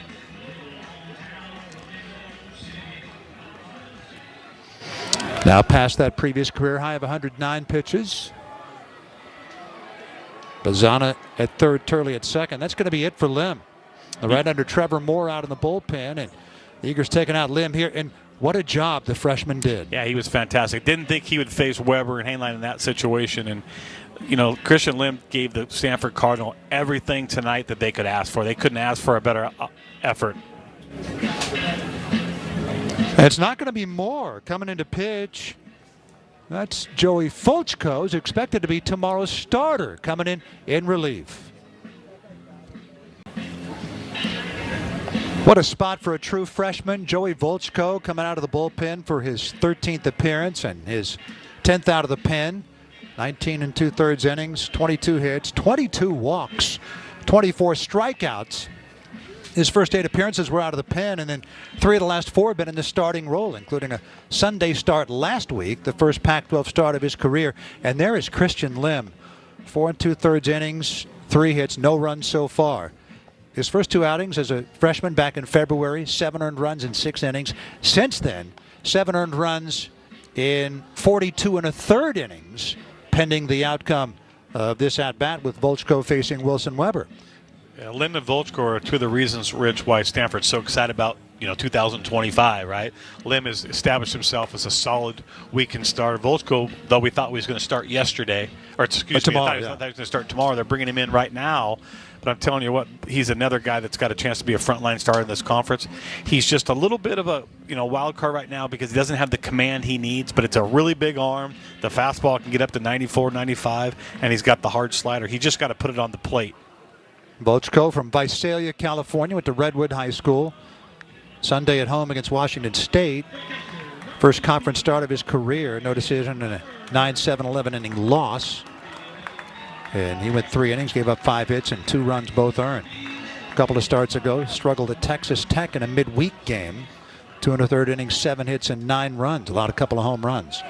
Here's Wilson Weber, who has singled and walked. Bazana at third, Turley at second, 2 down. They were there with nobody out. 1 ball and no strikes. Good work by Malcolm Moore to keep a run off the board. Volchko, completely different look than his predecessor, Christian Lim. Yeah, big downhill. He's kind of, like I said, he's got a lead side where you see a lot of his arms and his limbs because he's a long levered type of guy. So he's kind of hard to pick up the ball. Plus, it's a fastball that runs up close to 94. 6'4", 205 pounds.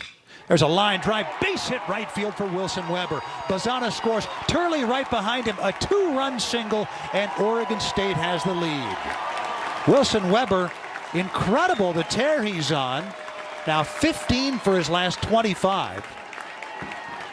Yeah, really nice job by Wilson Weber driving the ball the other way. And unfortunately, the game of baseball is not fair, Rich.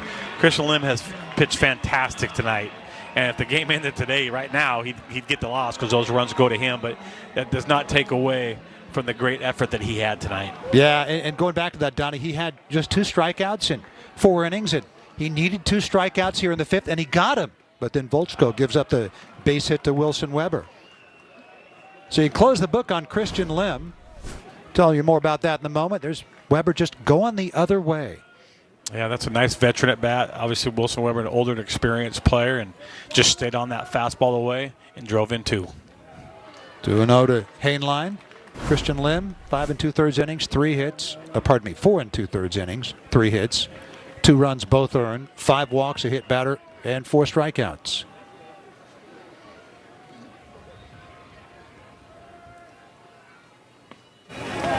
Three balls and no strikes to Hainline.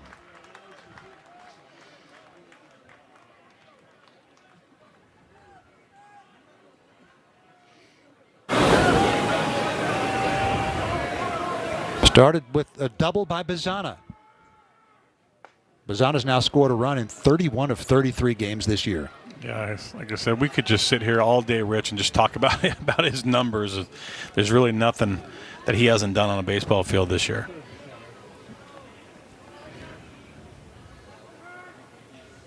That's ball 4 to Hainline. 2 on, 2 out, and Jacob Craig coming up. The first baseman, number 22, Jacob Craig. By the way, Travis Bazana has now tied Joe Gerber and Michael Conforto on the school all-time doubles list, tied for 4th with 44. Yeah, we've already seen a video about someone congratulating. That was Joe Gerber. Yeah. Travis on the board here in the ballpark. Yeah, I think there's gonna be some more videos this year, Rich. I don't think that's the last career record that Travis Bazana is gonna set. And people also got to realize this. I don't know about everybody else's career, but let's not forget that Travis Bazana has set these records in 2.5 years. Right. Yeah.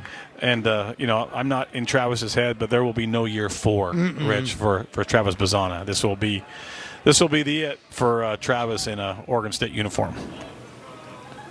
Beavers looking to pad their newfound lead, and it's 2 balls and no strikes. 6 consecutive pitches outside the zone from Volchko. The only strike he threw was banged into right by Wilson Weber. Yeah, and now a visit from Malcolm Moore. Yeah, Volchko is he's playing with fire right now, Rich. You can't get behind 1-0, 2-0 to any of the hitters in Oregon State's lineup. If you look up and down the lineup, they've only got 2 hitters in the lineup hitting under 300, which is Jacob Craig hitting 293 and Elijah Hainline hitting 299. Everybody else is a 300 hitter in this lineup. So, when you get down 2-0, you got to use the middle of the plate, and those guys can sit on fastball dead red, and all of a sudden that plus fastball becomes just average when you know it's coming. 2-0 to Jacob Craig. Make a mistake to him, and he will pound it. 3 balls and no strikes. Joey Volchko, the pitcher, Baseball America first-team high school All-American last year. Baseball America said that he's one of Stanford's best pitching gets in a long time. One of the higher-rated high school seniors last year not to sign a pro contract. Yes. And it's another 4-pitch walk to load him up with 2 down.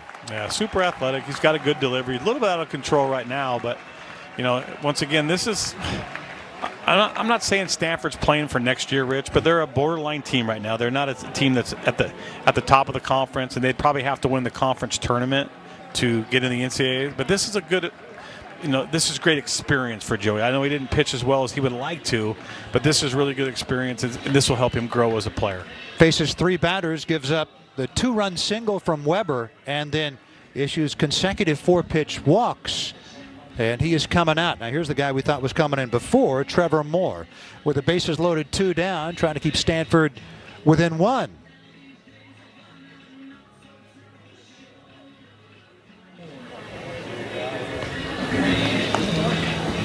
Trevor Moore comes out of the Stanford bullpen.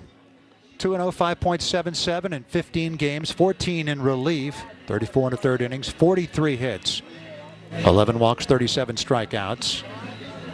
In 8 outings, February 26th to March 28th, 21 innings, only 1 earned run. So Moore was rolling, but in 4 outings since then, 7 1/3 innings, 8 earned runs. Made 2 appearances last week at home against Washington State. Combined 4 innings, 5 hits, and 4 runs. Two-time All-State in Colorado as a junior and senior, 2021 and 2022. A Stanford legacy kid. His dad, Tim, played baseball at Stanford, was drafted in the 5th round in 1992 by the White Sox. And in 1994, get this, Trevor Moore, the pitcher for Stanford, his dad, Tim, was a teammate of Michael Jordan with the Birmingham Barons when Michael played 127 games of minor league baseball that year.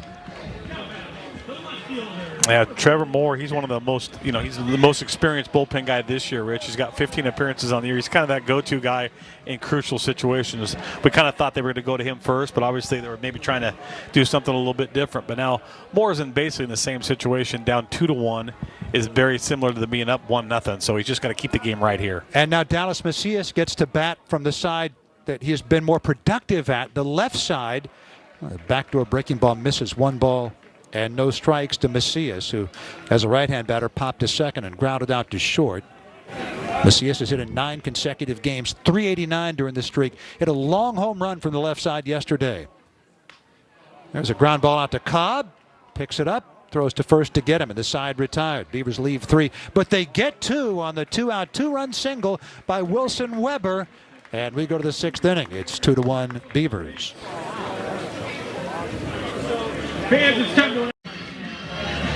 Pac-12 baseball is presented by Rawlings. Champions choose Rawlings.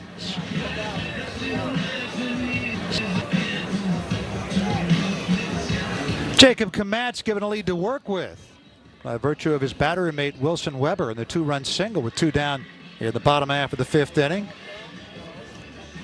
And now Komatz will go to work against the top of the order here in the top half of the 6th. Jacob Komatz, the reigning Pac-12 pitcher of the week, has allowed only a solo home run to Jimmy Nadine. 5 innings, 4 hits, that 1 run, a walk, and 4 strikeouts. Just 67 pitches in 5 innings. Yeah, besides the home run, you give up the home run in 5 innings and 13 pitches per inning. He's pretty much been flawless tonight, Rich, and this is what he's been doing lately. He said he had a rough outing against SC, but other than that, Jacob Komatz has really pitched really good for the last 4 to 5 weeks for the Beavers, and that's why they're 28-4 at the moment. They've won 18 straight at home.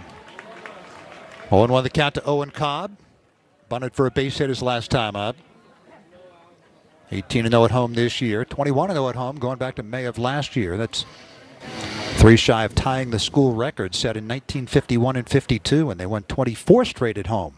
Curveball, ground ball toward the hole. Hainline trying to backhand it. Even if he had, he wasn't going to throw it. Cobb, big turn at first for Cobb as the ball trickles into shallow left, and Macias picks it up, and Cobb at second leading off the inning.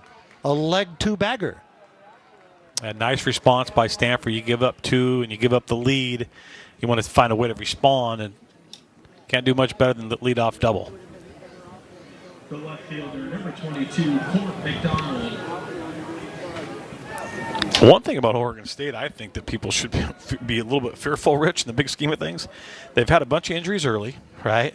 And they've still played well. They haven't pitched great, but they're pitching better than they have. And they haven't played great defense yet, right? So they can play better defense and they can pitch better. So if they continue to pitch a little bit better and they defend a little bit better with that offense, like I said, that's when you have the chance to hang another banner and win another national championship.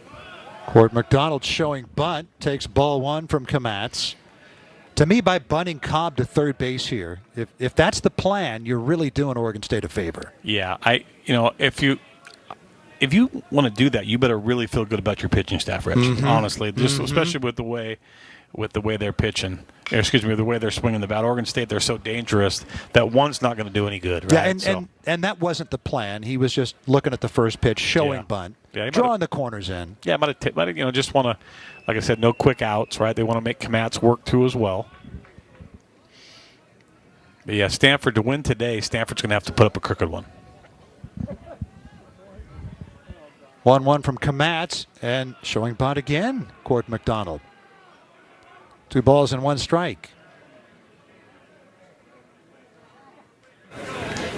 Court McDonald from Arlington, Texas. Scouting report calls him as a threat to bunt for a base hit. Good bat-to-ball skills, good range in the outfield, can play all 3 outfield spots, growing into his arm strength. Swings through the Komatz fastball 2-2. Yeah, and he's good at it too. And obviously the interior defense for Oregon State hasn't been great. Guerra has played a lot of more first base this year now, but he's playing back at third a little bit. So I'm quite sure they want to challenge him too on the corners to make those guys make some plays. Craig's playing some first lately, but he's been a lot of a DH. So it's like I said, if there is a weakness right now on Oregon State, it might be their interior defense. Pitch was up, popped up, foul, and out of play by McDonald. Now, last year Oregon State was one of the better defensive teams in the country. This year they're just kind of middle of the pack. Yeah, they lost some guys, obviously, to the draft. Mikey Kane was playing a lot of third base and shortstop for him. And I will tell you that Joey Wong, they lost Coach Darwin Barney left the program to kind of do his own thing, and they brought Joey Wong in, another former outstanding middle infielder. Darwin's double play partner. Yeah, they were absolutely awesome. And Joey's a fantastic coach, He's done a really, really good job. He will continue to do a good job with these guys. Guerra looked back. Cobb did it nicely and throws out McDonald. There's one down here in the 6th inning.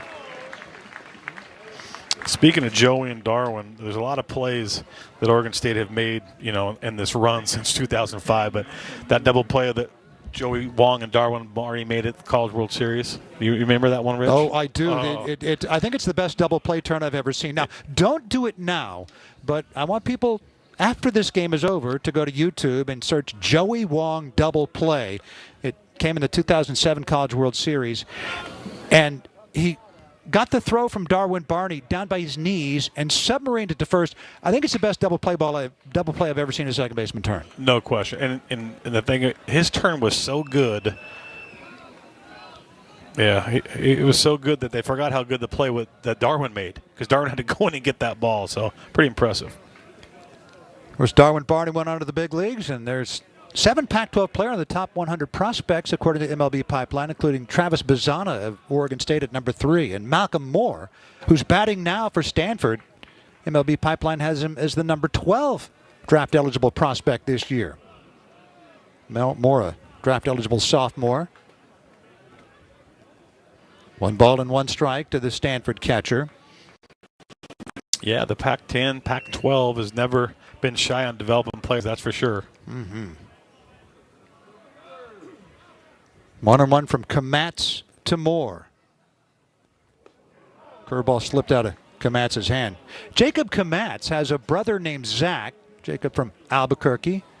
Komatz, brother Zach, considered by some sources as the top prospect coming out of high school this year from New Mexico, as Jacob was 3 years ago. And like Jacob, Zach didn't begin drawing interest from big schools until hitting 90 miles an hour right about his junior year of high school. And Zach Komatz is set to come to Oregon State next year. Yeah, your older brother goes to a program, has great success, and has a great experience. There's no reason you wouldn't follow in his footsteps. Curveball in there. Good pitch by brother Jacob. 2 balls and 2 strikes. Yeah, Komatz's secondary stuff's been better today. And like I said, he's done a good job of commanding his fastball to both sides of the plate, but he's got a little bit more bite to his breaking ball, and that's a tough pitch to hit for a left-hander. Well, dropping off the table. 12-6 curveball, they call it.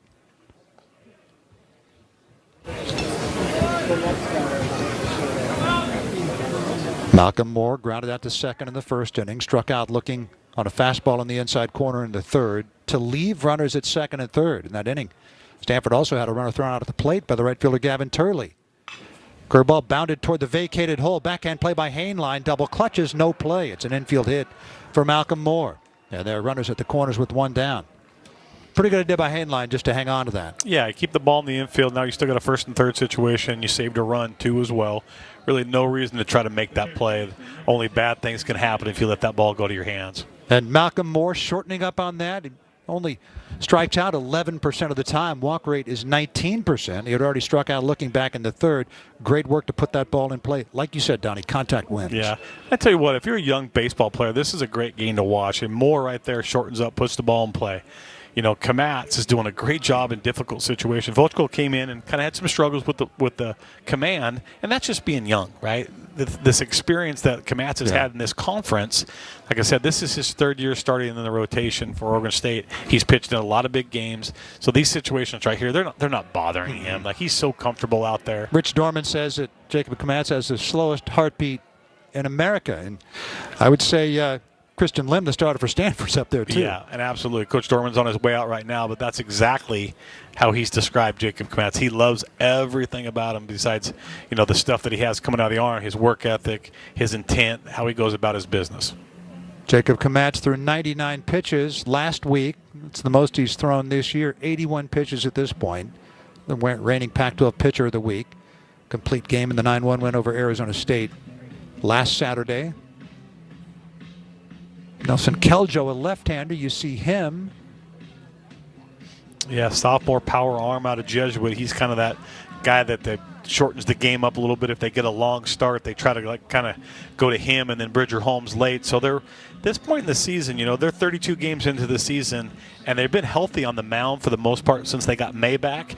You can kind of establish your roles, right? So, hey, we know we want to start these three guys with, May on Friday, Kmetz on Saturday, Segura on Sunday, and then they kind of know what they want to do late in the ball game.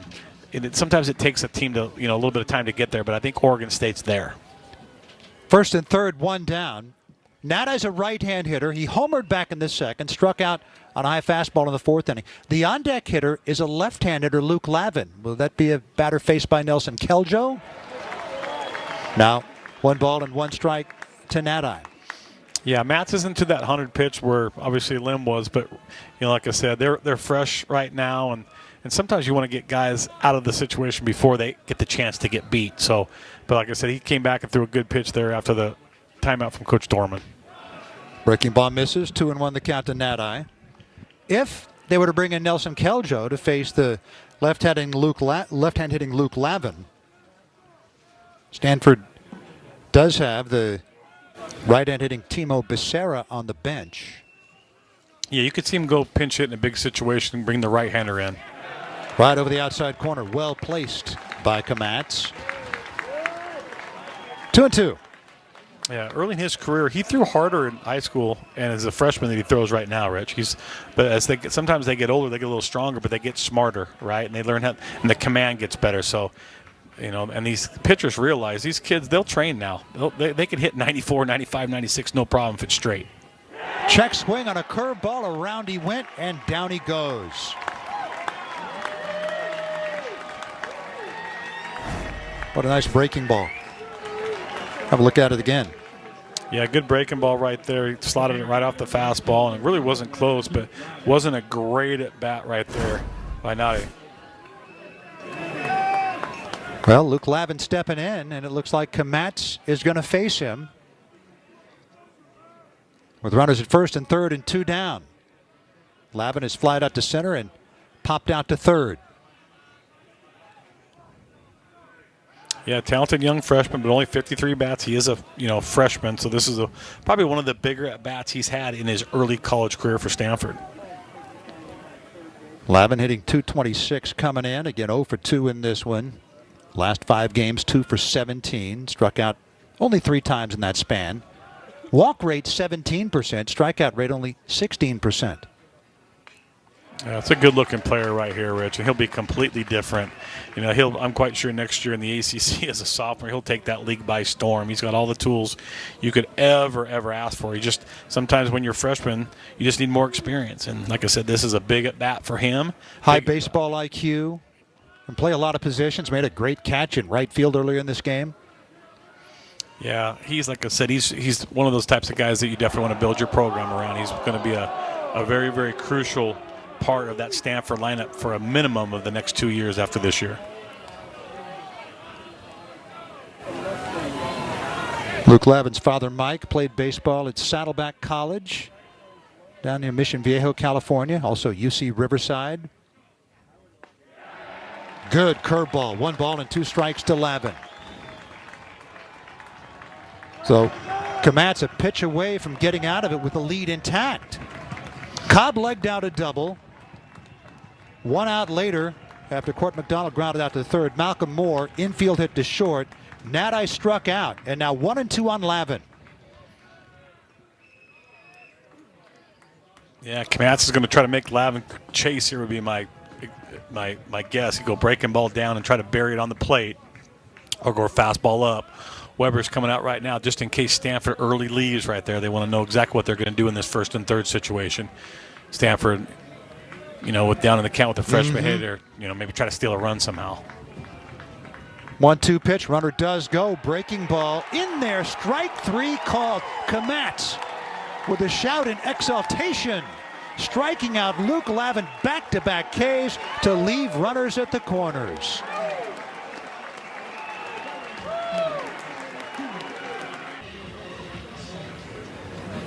First and third, 2 down in the top of the inning. Let's take a look at this pitch from Komatz to strike out Luke Lavin.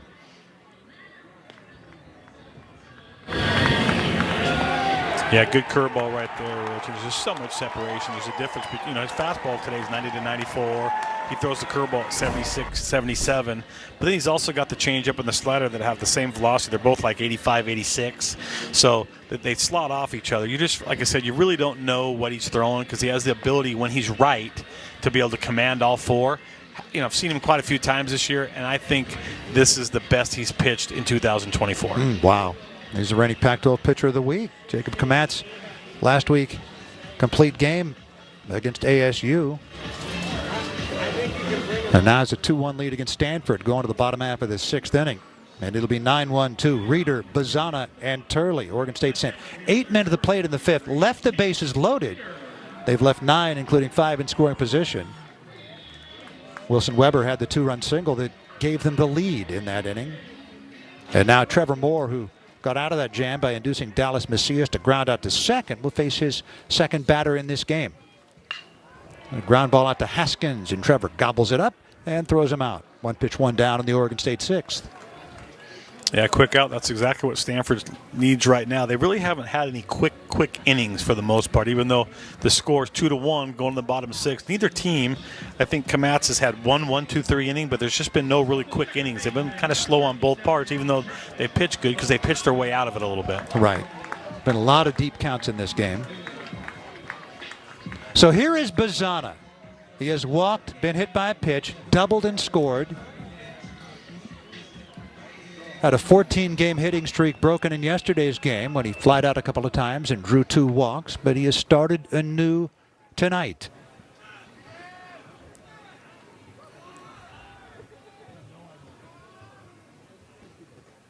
Yeah, I wasn't fortunate enough, obviously, because I haven't been coaching Rich to recruit him, but I've always had a favorite Beaver. I think you know that. Darwin Barney was always my favorite Beaver. Coaching against him, I recruited the heck out of Darwin. Didn't work out. He became a Beav and played with class. Yeah, I love Darwin and loved coaching against him. Gotten to know Travis a little bit from obviously the network and my job with the Cardinals, and not just because of the numbers. This guy is just his intent and his will to win, and I mean, oh man, he's fun to watch. You watch him play, and you almost want to thank him. I just love the way he does it. He's obviously got tons of tools, right? He's got power, and he's got speed. He can play defense. But the intangibles. He's the last guy out of the clubhouse almost every day. And, and the first one there. Talking with the coaches, mate. Yeah, and he's the first one there. He's like I said, he's going to change the clubhouse. And I'm not talking Oregon State's clubhouse. He's going to change a big league clubhouse. He's going to have an unbelievable effect on any club, whether it's the Guardians, whether it's the A's, whether it's the Cardinals, whoever takes him, he's going to make a big difference, not just on the field but off the field. 2-2 pitch to Bazana. And it's still 2-2. Cardinals draft 7th. Donnie's a Cardinal scout. I got to tell you, buddy, he ain't making it that far. I'm sorry. Yeah, I tell you what, it would be nice. Obviously, that's way above my pay grade, but I tell you what, we'd be lucky to have him.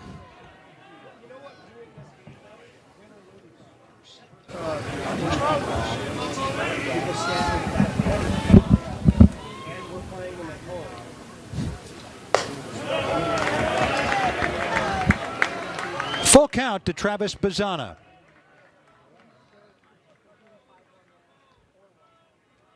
Yeah, full count right here. You're going to have to challenge him.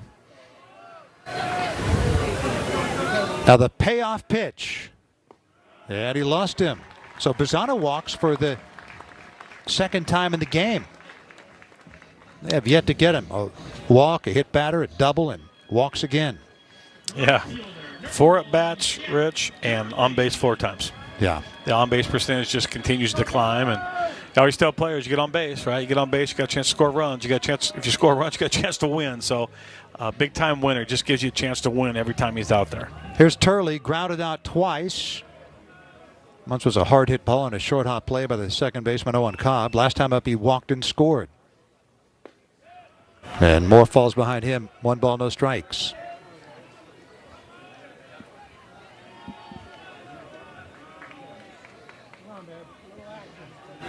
They've done a good job tonight keeping Turley on the ground. When Turley hits the ball in the air, it's got a chance to leave the ballpark, but they've kept him on the ground tonight for the most part. 2-0, and Bazzana, who last year stole 36 bases to set a school record. He's stolen 9 and 13 attempts in this one. Now, he was caught stealing, picked off by the left-hander Christian Lim back in the first inning, but now the right-hander Trevor Moore is on the mound. Let's see if Bazzana tries to make a break for it. I heard a guy the other day, Rich, talking about Bazzana trying to poke some holes in his game. Say, he's not running as nearly as much. I'm like, well, sure he is. He's just running first, second, third to fourth, and to the plate on a homer. So he's not having as many singles. Those his doubles are turning into homers, and his singles are turning into doubles. So right. Just doesn't have the opportunity to steal as much. 2-1, the count. Good count to run on. 1 on, 1 out. 2-1 Oregon State. Bottom half of the 6th inning. Good game between two of college baseball's blue bloods. Bazzana not going, and Turley swings and comes up empty and hurls the bat back to the backstop. And you got to think about, too, how they're playing. Oregon State's playing this year. They're so offensive, and they've got guys besides Bazzana. They're swinging the bat really well. When you're running sometimes you're taking the bat away from the hitter. They don't want to do that, whether it's Turley, whether it's Guerra, whether it's McDowell and Casper when they're in the lineup, a hand line, you name it, Macias. They've got so much great offense. It's like, hey, look, we feel good about our hitters. Why should we run in this situation? We want to give these guys a chance to hit. 2 balls and 2 strikes. Seems like a great approach. Cobb, the second baseman, shading Turley to pull. The first baseman, Larson, holding Bazzana aboard. Open hole on the right side, and that one sweeps low, full count. Turley, previous pitch, had thrown his bat. It's either wet out there or it's a loose grip, right? Rich, I'm not sure which one that is, but expect Bazzana to go right here with the full count, even though Turley's got some swing and miss. He didn't go, and it's taken for ball 4. I was surprised too, Donnie. 2 on, 1 out, and Mason Guerra coming up.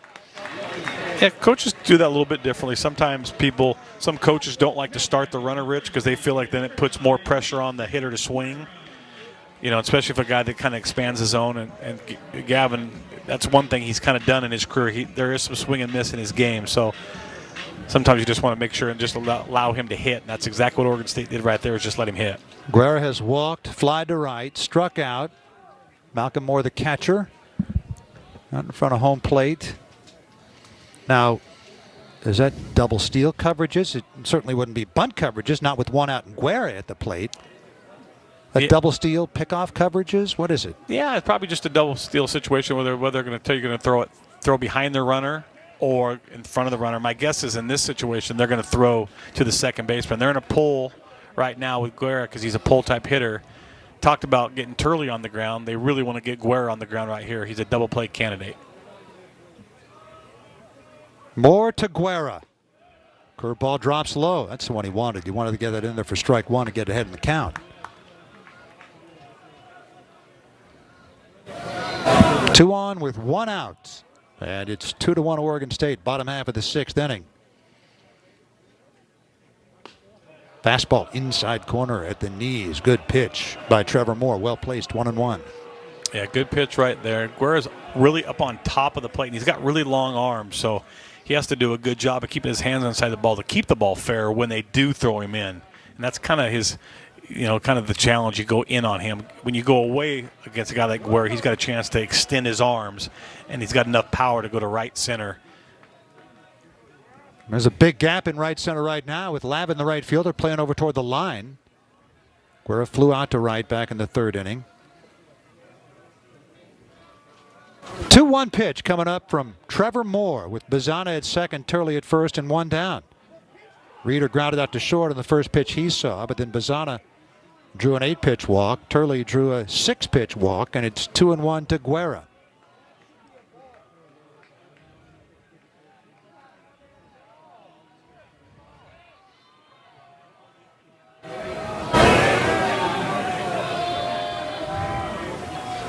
Curveball dropped in there. Good pitch on 2-1. Yeah, that curveball right there is a little bit like the curveball that Kamatz threw to finish the inning. Good pitch right there. The rain has begun to fall again as it was earlier in the day. It stopped before game time. Ground ball off the pitcher. Moore, who picks it up, looks at third, then second, and gets the out at first.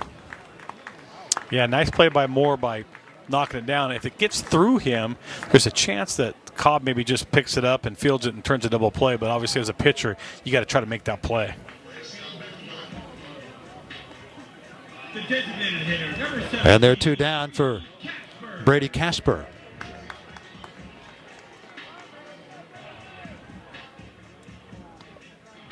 Casper struck out, walked, struck out again. Ryan Gibson, the third base coach, member of the 2006 National Championship team, come over to say something to Casper. And Gibson calls the offense. Yeah, my guess is probably just telling, hey, the base is open right there. He didn't have a great last at bat against Lim. 3 straight sliders. And it looked like he was pretty determined of swinging at it. So my guess is he's telling him a certain pitch to sit on right here. Last hard comebacker off the bat of Guerra. Yeah, first base is open. He may not get a lot to hit here. Yeah, with the But right. Weber's on deck, and he's been red hot. Yeah, he's really hot. Weber is on deck. But like I said, Casper's got a reputation of really seeing the ball well, even though last at bat wasn't great. And you got the right on right situation. So my guess is they're going to pitch careful to Casper here. First pitch curveball misses, 1-0. And at this point, even though he's an experienced guy, you're probably, Gibson probably talked to him sitting on a breaking ball here. And then if, the first pitch could potentially be yours, he throws a ball there. You probably take until you get a strike.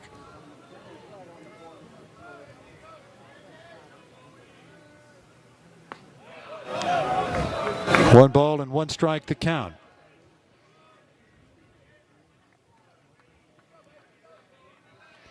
Yeah, back-to-back breaking balls there. First one was dump out of the strike zone. This one was dump strike when he's probably taken all the entire pitch on that last one. 2 balls and 1 strike to count to Casper. Brady doubled in his first at-bat since March 9th yesterday in the first inning. And then his last 3 at-bats struck out 3 times. So since the double, he has struck out 5 times and walked once. That's the count his way with second and third and 2 down, looking for a big hit. 3 balls and 1 strike. First base open and a right-hand hitter on deck. They're being careful with him. Yeah, he's going to sit on breaking ball right here, and the breaking ball he's going to hit, if he swings it, it's going to be the up one, not the down one. You got to swing in this situation. You got to swing at your breaking ball, not his breaking ball. And if he gets his breaking ball, look out.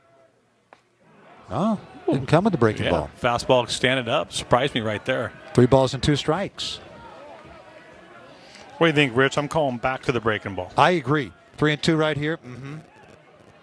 Bazzana at third, Turley at second. Let's see if Donnie and I are right. Payoff pitch. And it misses low. Not a bad walk right there, though. I know that we talked about Weber being really hot. I want to go with more of the matchup here with the bases loaded. Go right on right, and obviously you got to force out anywhere. Weber knows that they were pitching around Casper, as if he's not inspired enough already.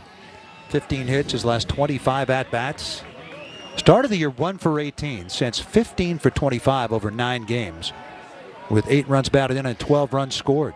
Yeah, really good makeup on this player, too. Really athletic guy for a catcher. He's got arm strength. He's got power. Really comes off his bat hot. And like I said, he's super confident right now, too. 26 pitches in the inning for Trevor Moore. He and the catcher Malcolm Moore, no relation.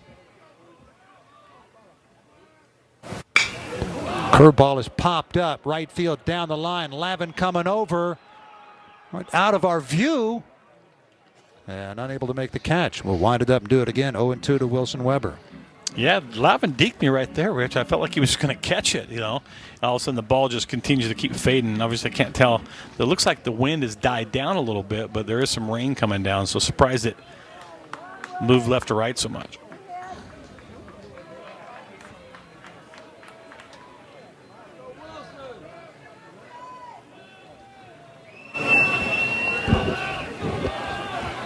Bases loaded, 2 down. 0-2 on Wilson Weber. Drove home the only 2 runs of the game for Oregon State. Big rip there. The count remains 0-2. A good short stroke right there. He's going fastball away. He did a good job his last at bat driving that fastball away to give the Beavers that 2-1 lead. If he can do that again and push this one to 4-1, Oregon State will be in a really, really good position to try to get that 19th win this season at home. Still 0-2. 29th pitch of the inning for Trevor Moore. The sack's full and 2 down. And now 1 ball and 2 strikes. Yeah, fastball in there. Expect now to go off the plate with the breaking ball. Rain continues to fall here at Goss Stadium. Bazana at third, Turley at second, Casper at first. All 3 of them walked. Beavers looking to cash them in. And now 2 balls and 2 strikes. Yeah. Stanford, very rarely, Rich, are you going to go with an inning where you walk 3 and don't give up a run here. So they're playing with fire right here. You got obviously, you're going to have to challenge Weber because the 4th walk's going to bring a run in. And the 2-2 pitch. Fastball, ground ball out to short. Haskins has it, flips it with the glove in time to Cobb to retire the sliding Casper, and the side retired. Oregon State has left 12 on base, 7 in scoring position. They lead 2-1 through 6. New pitcher for Oregon State is right-hander A.J. Hutchison. Jacob Komatz went 6 innings and gave up 1 run in the solo home run to Jimmy Nadai. And now A.J. Hutchison comes on, the sophomore from Elk Grove, California, Elk Grove High School. 11th game, all out of the bullpen, 2-2, 3.77. 6 walks, 12 strikeouts, and 14 in the third. Giving up only 8 hits in the 14 in the third innings. And last Sunday, in his most recent outing at home against Arizona State, got the win in relief in a 9-7 victory, inning and a third. No hits, no runs, 2 walks, and a strikeout. Drops down Laredo style. Fastball, slider, and change. Yeah, it's kind of got a little cross-bodied. He's got a little bit more deception, Rich. He's a pretty much kind of an undersized right-hander strike thrower that tries to pitch at the bottom of the strike zone. He's experienced, got 10 appearances on the year, but he's got a lot of confidence from that staff. They know he's going to go in and throw strikes. Hutchison last year as a freshman pitched in 26 games. 1-0, 5.40 ERA. Only 25 hits allowed in 30 innings. Another one of those Northern California Elk Grove players, right, from the Sacramento area, Rich, where the Oregon State has done such a good job of recruiting players. Leading off for Stanford in the top of the 7th, the designated hitter, number 21, Charlie Song. Charlie Song, the DH, starts it off. Grounded out to short and flied out to center against Jacob Komatz. Komatz went 6 innings, 6 hits, 1 run, 1 walk, 6 strikeouts. Now A.J. Hutchison. Yeah, 2 really well-pitched games by both starters, Rich. Unfortunate, neither one. Like I said, Komatz right now is in line for the win. Still a lot of ball game left, but both guys pitch well enough to win. Right.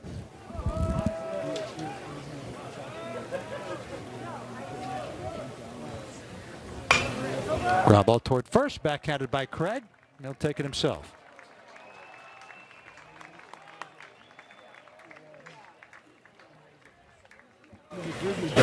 One away for the first baseman, Brandon Larson.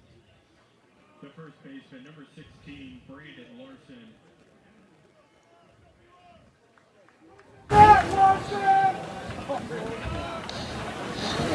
We'll be back with you here on Pac-12 Network at noon tomorrow for the series finale.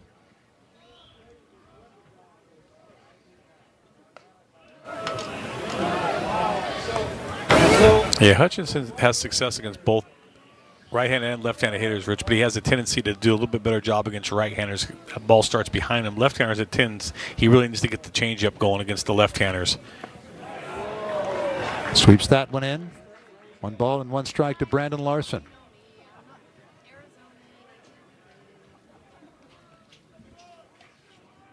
Tries to pick this one. I know, I tried sticking up. Another backdoor slider, 1-2. Yeah, against the left-handers, Rich, he has to pitch on the edges, and he's doing a good job right now of going fastball in, and then he goes the slider on the back doors it and pitching to the edge on both sides.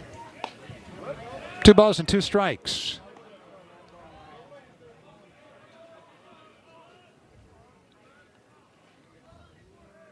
See, he jams the ball in his hand between his ring finger and middle finger.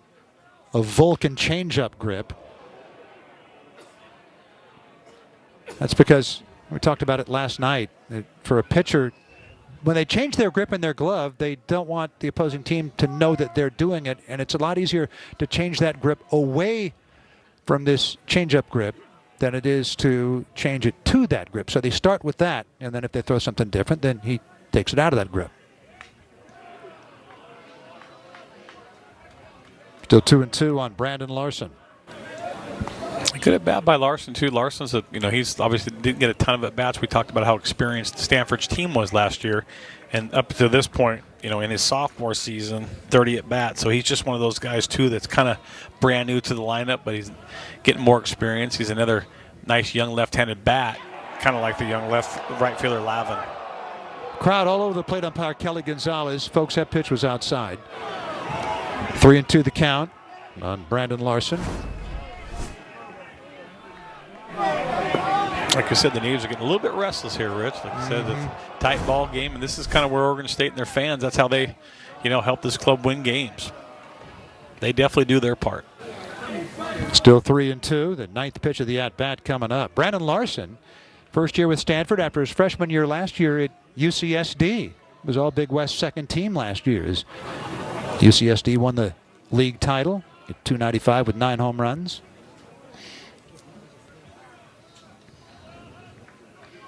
Scouting report says he's got big bat speed, power. There's some swing and miss in there. Above average first baseman with a good arm for a first baseman. And he'll be really rare. There's not a lot of transfers at Stanford. Like I said, in the college world now, lots of guys are transferring. Stanford's not going to be the type of program that's going to take a bunch of transfers. Rain falling hard here. There's a line drive stroke toward left center field. That's down for extra bases. Larson around first, chugging into second. He'll be in there with a 1-out, 2-base hit. He's the tying run. Good at bat. 9th pitch. He doubles to the opposite field power alley. Really good at bat right there. Now you got your tying run at second base, and Stanford continues to fight and keep themselves in this ball game. That brings up the number 8 hitter, the shortstop, Trevor Haskins.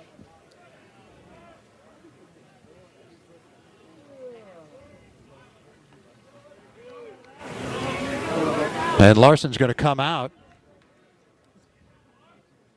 Saborn Campbell will come in and pinch run for him. Yeah, late in the ballgame, 2-1. Probably trading a little bit of speed for defense here.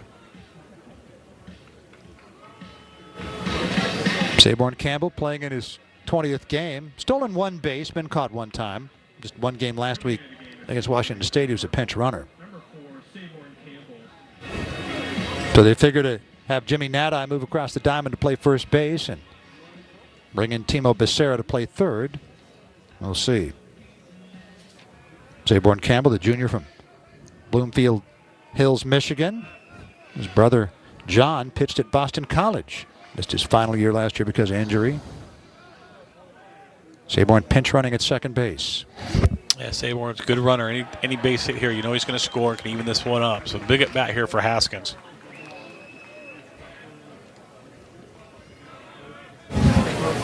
Jimmy Nadai, a home run in the 2nd inning. Stanford led 1-0. Wilson Weber, a 2-out, 2-run single in the 5th. The Beavers took the 2-1 lead. 2 balls and 2 strikes to Haskins.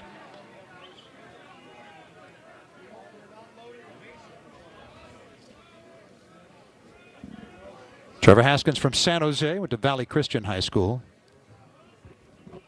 Hit for the cycle at Texas A&M on April the 2nd. Stanford's first since 2011. Single, double, triple home run in 1 game. Still 0-2. Not an easy feat. The big league level, a cycle is about as rare as a no-hitter. I haven't looked recently, but as of a few years ago, there had been exactly as many cycles as no-hitters in the big leagues.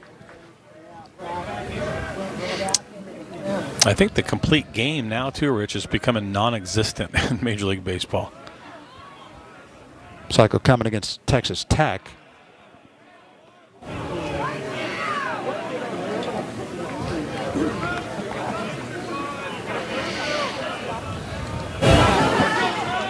Stanford could use a big hit from the 8-hitter right here. Still no balls and 2 strikes.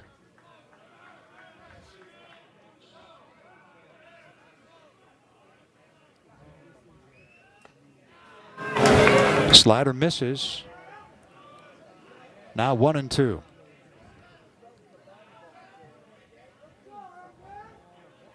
Haven't seen much of that Vulcan change from A.J. Hutchison. But how much does the wet baseball perhaps have an effect on that? Yeah, probably a little something. Oh, yeah. Fastball thrown past him, and there are 2 down. Usually the right-hander, he's going to go more fastball. Right. And he's going to go more slider because he's got that crossfire where the ball's going away from him. Obviously, it comes into the left-hander, so he has to do a really good job against the left-handers and go with the change. Pretty much stayed fastball slider to the left-hand hitting Larson. Goes upstairs to strike out Haskins. Ethan Hott has walked and struck out.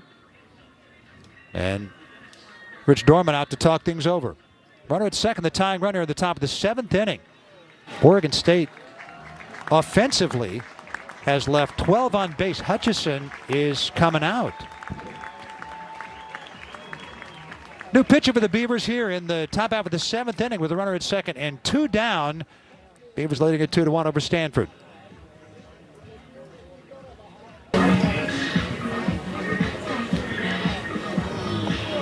Bridger Holmes out of the Oregon State bullpen after A.J. Hutchison faces 3 hitters. Bridger working in his 13th game all out of the bullpen. 2-0. ERA a flat 0. 7 saves. 17 2/3 innings. Only 7 hits allowed. 7 walks, 23 strikeouts. He's earned saves in 3 straight games in 7 of the last 8. I don't know if he'll be around for the 9th inning, but sometimes that save comes, I mean, not that you get credit for it, but sometimes you got to bring in your closer earlier in the game to get out of a jam. Yeah, and he's not really just a 3-inning guy. He's a big and strong guy, and he has some quick innings, so he can go a little bit longer. He's done a great job in his early career here at Oregon State, Rich. He's the junior college transfer out of Feather River via North Bend High School in Southern Oregon. And 2 outings ago, he did work 2 1/3 innings. Yeah, I'm not sure if even the Beavs expected him to be the closer. I knew they were going to put him in the bullpen with the big sinker slider guy. He's 89 to 92 with the fastball, and he's got the good slider. It's more of a sweep type slider, but he's just he's pitched great. Like, he's done just a fantastic job for the Beavs, and he's just so crucial. Now they call it a sweeper. Oregon State does. 1-1 pitch. There is the sweeper, and it's skied out into center. Raindrops falling as Cannon Reeder makes the call, makes the squeeze, side retired. And they strand the pinch runner, Saborn Campbell, at second base. And we go to the bottom half of the 7th. Stretch time here at Goss Stadium in Coleman Field. It's 2-1 Oregon State. And there are the up-to-the-minute standings in the Pac-12. Oregon Ducks, they knocked off USC 5-3. And how about the California Golden Bears? They win at Washington State again, 13-5. So those 2 teams are tied at 7-10. Remember, the top 9 teams make the Pac-12 tournament, so Cal has the tiebreaker over Washington State. Yeah, Cal's been kind of a little bit mystery. They started off the Pac-12 really hot, and then they kind of went through a tough stretch, but now they've got a chance to sweep the Cougs if they get a win tomorrow. But we talked about it at the beginning, Rich. It's anybody's game still to win the tournament, and then it's still, for the most part, every club's got a chance to get in the tournament. And this year, when you get in that tournament, it's all about winning the tournament to get to the postseason when it comes to the NCAA tournament. Elijah Hainline grounded into a 4-6 force play, grounded into a 6-4 force play, and then walked his last time up.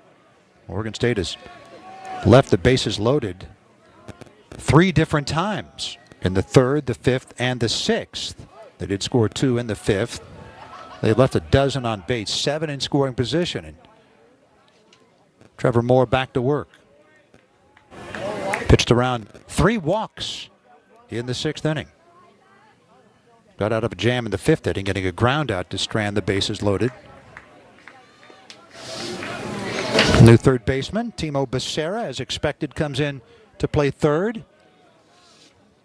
And Jimmy Nadai moves across the diamond to first base.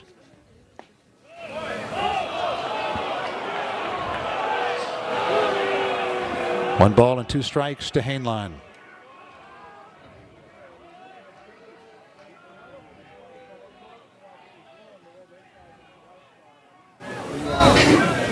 One, 2 to Hainline. And he got him. That's first strikeout for Trevor Moore. Good job by Moore getting the lead off hand line. Really good breaking ball here to finish him. Whoa, fastball, my bad. Yeah. I saw some downhill action on that. I thought it was a breaking ball, but good pitch, good fastball at the bottom part of the strike zone with Moore. Had good movement. Yeah. Here's Jacob Craig. 1 for 2, infield hit and a walk. Well, speaking of good movement, you better stay down with this big man. This Jacob Craig has got real power, Rich. He has, like I said, he's starting to get more at bats, and when he's not playing first, he's getting a lot of DH at bats. But this guy is 82 at bats on the year. He's got 6 doubles and 6 home runs and just 82 at bats. He's a mistake hitter. You make a mistake, and he'll take advantage. He makes the bat and makes the batter's box look really small.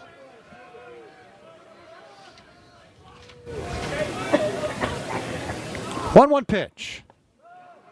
Over the top of that one. 1 ball and 2 strikes. Told you Trevor Moore's dad, Tim, played baseball at Stanford, played for the White Sox organization, a teammate of Michael Jordan with the Birmingham Barons in 1994. Tim Moore ended up pitching 3 years of Double-A, and his son Trevor strikes out Jacob Craig looking. Have a look at this again. Yeah, like I said, they are getting a little bit restless here at Goss Stadium. The fans, that ball. Yeah, that looks outside. It sure does look really down.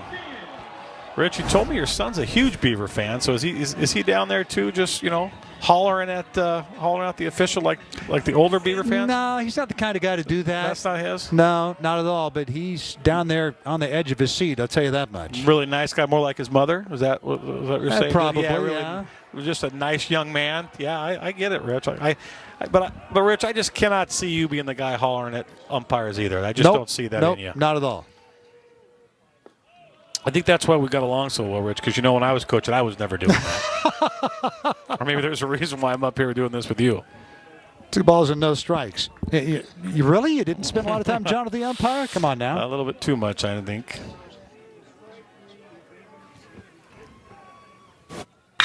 There's one belted to deep right field. No doubt about it.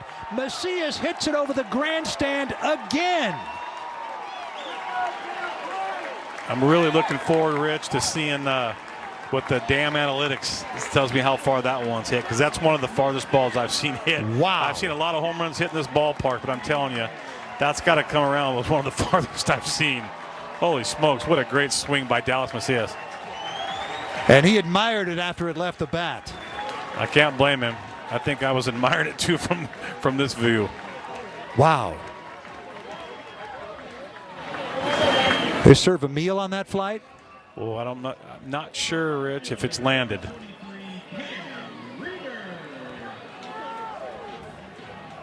Cannon Reeder, the hitter. Crowd still buzzing about that mammoth home run from Dallas Macias.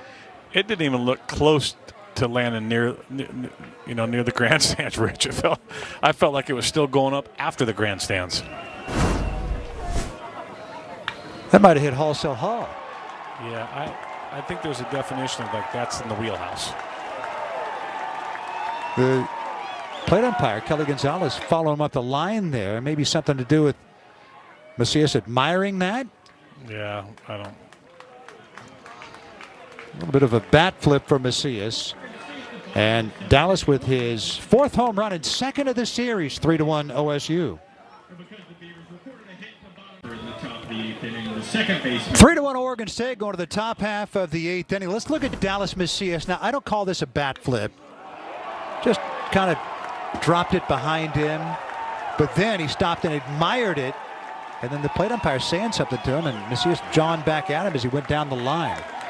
I don't allow bat flips really in college baseball anymore.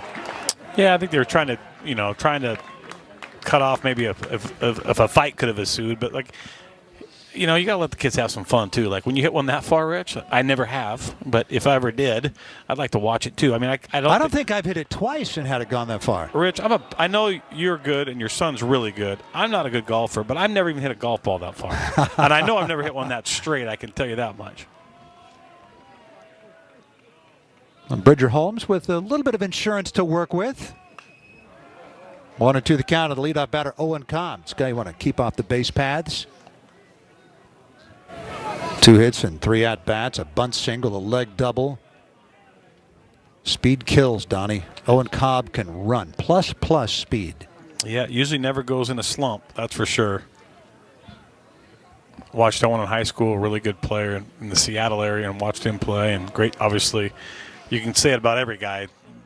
They're all great students at Stanford, Rich, because right. if you're not a great student, you don't get into Stanford. So, for Owen Cobb, it's his second year starting on the infield after Adam Crampton was drafted by the Royals a couple of years ago. Played shortstop last year, playing second base. Now it's 2 balls and 2 strikes. Owen Cobb was drafted out of high school by the Padres back when the draft went 40 rounds, 2019. The 37th rounder elected to come to Stanford in just 37 games over his first 3 years with the Cardinal. Hanging tough, still 2-2. yeah, and that's the beauty about Stanford, too, for the most part. They obviously lost a couple guys. A lot of college players, Rich, they're not patient, right? They want to play from the time they get on campus. But obviously Owen values education, wants to get his degree from Stanford, and worked hard and paid his dues and became a 2-year starter for the Cardinal. And he strikes out. First strikeout for Bridger Holmes. Yeah, that's a tough pitch right there. Usually it goes more right to left and it runs that fastball away from hitters. But you watch this fastball stayed a little bit flat and it stayed down. Tough pitch. Yeah, especially after the diet of sliders he'd seen before that. Yeah, that's a nasty pitch right there. It's not easy to hit. Cord McDonald 1 for 3.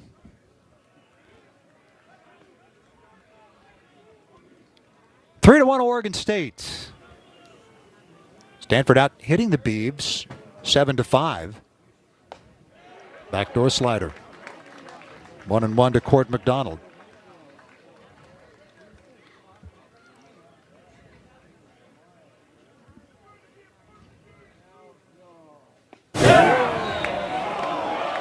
Now 2-1. See Bridger Holmes nodding his head, yes. Yeah, he's been a big-time strike thrower since he came to Oregon State. He's competitive. He's got really good bloodlines. He's got a father that played center at Oregon and an uncle that was a defensive tackle. So got some Beaver and Duck blood running through him. That ball redirected by the front slope of the mound. And Hainline takes care of it, 2 down. That brings up the catcher, Malcolm Moore. Now, Bridger Holmes, last 2 years at Feather River Community College in Quincy, California. Yeah, Northwest resident, or I guess a former Northwest guy. Terry Baumgartner has done a great job down there at Feather River. He was at Western Oregon for years, and he was his head coach. And the first time I saw Bridger this fall, I gave him a call, and he just talked about how much he's just developed and continued to get better, and that's what junior college is about. And Feather River's done a great job of developing players. And I mean, they're out in the middle of nowhere. They're southeast of Redding, northeast of Sacramento. There's a shot out to Hainline. Fields the in-between hop nicely, and he throws him out. 1, 2, 3 inning. Bridger Holmes is retired. All 4 to face him. And we go to the bottom half of the 8th inning. It's 3-1 OSU. For Stanford at the top of the 8th, no runs, no. Bottom of the 8th inning, it's 3-1 Oregon State. And the Beavers will have the top of the order here in the bottom of the 8th as they get another look at Trevor Moore, who came on back in the 5th inning. Got a ground out with the bases loaded to end that threat. And then his own command issues in the 6th inning with the Beavers, you know, to their credit, really battling. There were 3-2 walks. And they would leave the bases loaded there as Moore got out of that jam. And then with 2 down in the 7th inning, gave up a long home run to Dallas Macias. And we have the metrics on that, Donnie. The exit velocity 112 miles an hour, 416 feet for Macias's home run. Yeah, pretty impressive swing. It's really been a well-played game, Rich, by both sides. Both teams have pitched well for the most part. They've played solid defense, too. It's just, Stanford hasn't had a couple big hits, and Oregon State obviously had the big home run by Dallas Macias, and they had the big base hit by Wilson Weber. But it's been an evenly played game.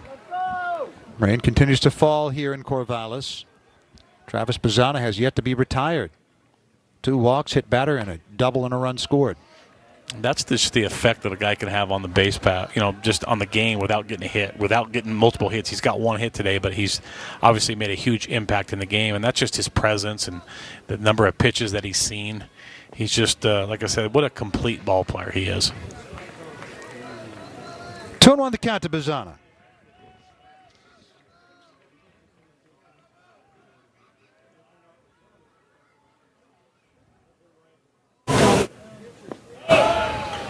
You watch this young man too, Rich, and when you're coaching, you want your players to want it as bad as you want it as a coach. Well, I don't necessarily know if I've seen a player play that wants it more than this guy. Besides being talented, he just wants to be really, really good. And it's it's about obviously winning too. It's winning's really important to him. And sometimes I've seen some higher prospects, guys that are going to be millionaires in about a couple months from now. But it's all about winning for him. 3 more walks in this game for Travis Bazzana. He has walked 44 times, struck out only 13. And now here's Gavin Turley. He is 6 walks away from tying Oregon State's school record for bases on balls. Adley Rutschman and Garrett Forrester hold the record with 156. Yeah, both guys really, really commanded the strike zone and did it a little bit differently too. But like I said, and I think Travis is better because playing with Forrester, right? You learn from older guys, and I guarantee someone in that dugout, that's in their dugout right now, maybe watching or playing with Trav, they're going to be better next year because they played with him. So it's just You just keep passing on the information. Walked 3 times tonight.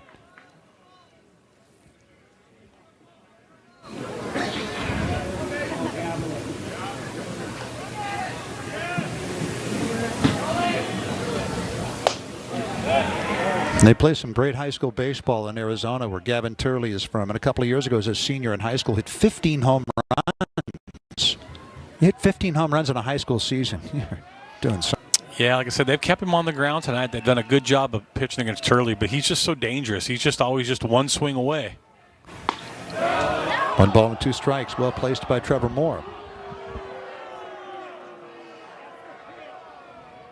Oregon State's been retired in order only once. That was back in the 4th inning. Christian Lim, the starter, 4 2/3 innings, 3 hits, 2 runs. Really pitched well. Had to be very careful. Walked 5 and hit a man. Struck out 4. That's to first and gobbled up by Nat-I, and Bazzana with his head first dive into second base. So Turley grounds out. Bazzana now at second. Beavers would love another insurance run heading to the top of the 9th. Yeah, nice play by Nat-I there. I thought he might just go ahead and get the lead out there, but looked like he might have not had complete control of the baseball. So it was important just to get the out. There's no reason to rush, and all of a sudden you make an error right there, it'll turn it into a big inning.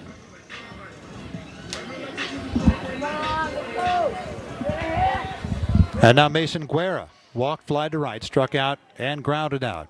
0 for 6 in the series. Had a 7-game hitting streak broken yesterday.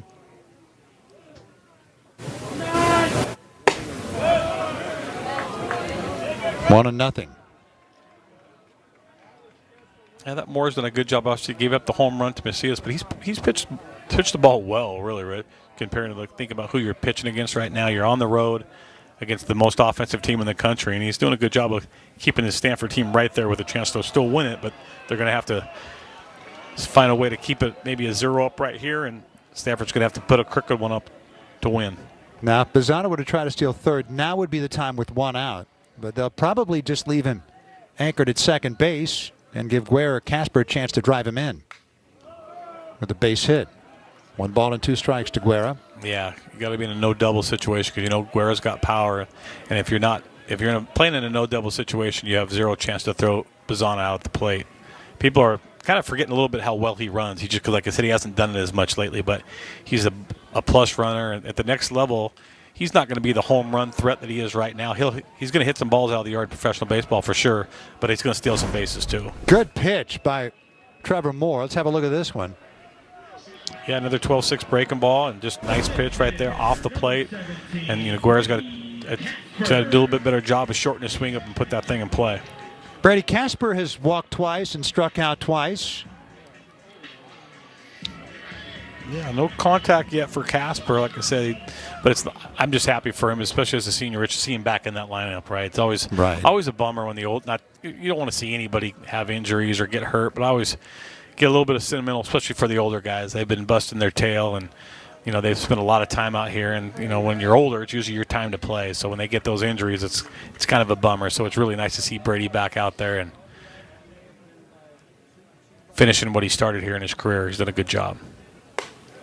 Oregon State's only non-conference loss came to top-ranked Arkansas back on February 23rd. Arkansas, #1 team in the land now.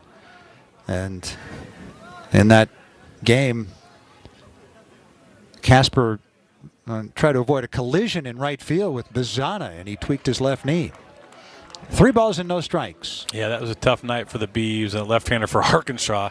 Can you imagine how good he had to be to strike out Bazana 3 times? Yeah. And he was just absolutely. I had a friend of mine that was there and said it was the best college game he's ever seen pitched. 3-0 pitch.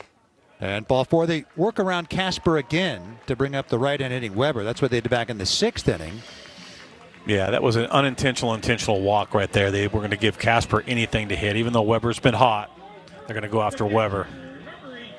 Wilson Weber, our Rawlings player of the game. Champions choose Rawlings. Had a 2-run go-ahead single with 2 down in the 5th inning. So since he's already the player of the game, Rich, if he hits one out here and does something really special, he's like the player of the game times 2? Sure, okay. Sure, why not? I like it. 2 on, 2 out. Oregon State has left a dozen men on base. 7 in scoring position.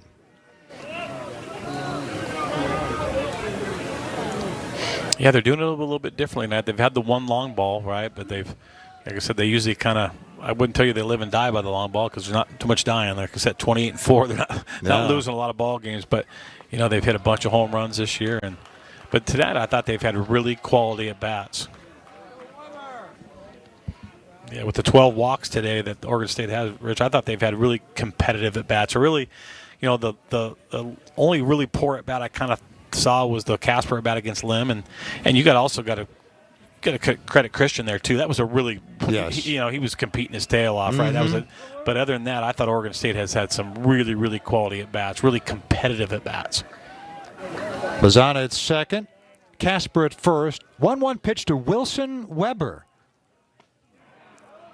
Over the top of that breaking ball, 1 ball and 2 strikes. Weber has 15 hits in his last 26 at-bats.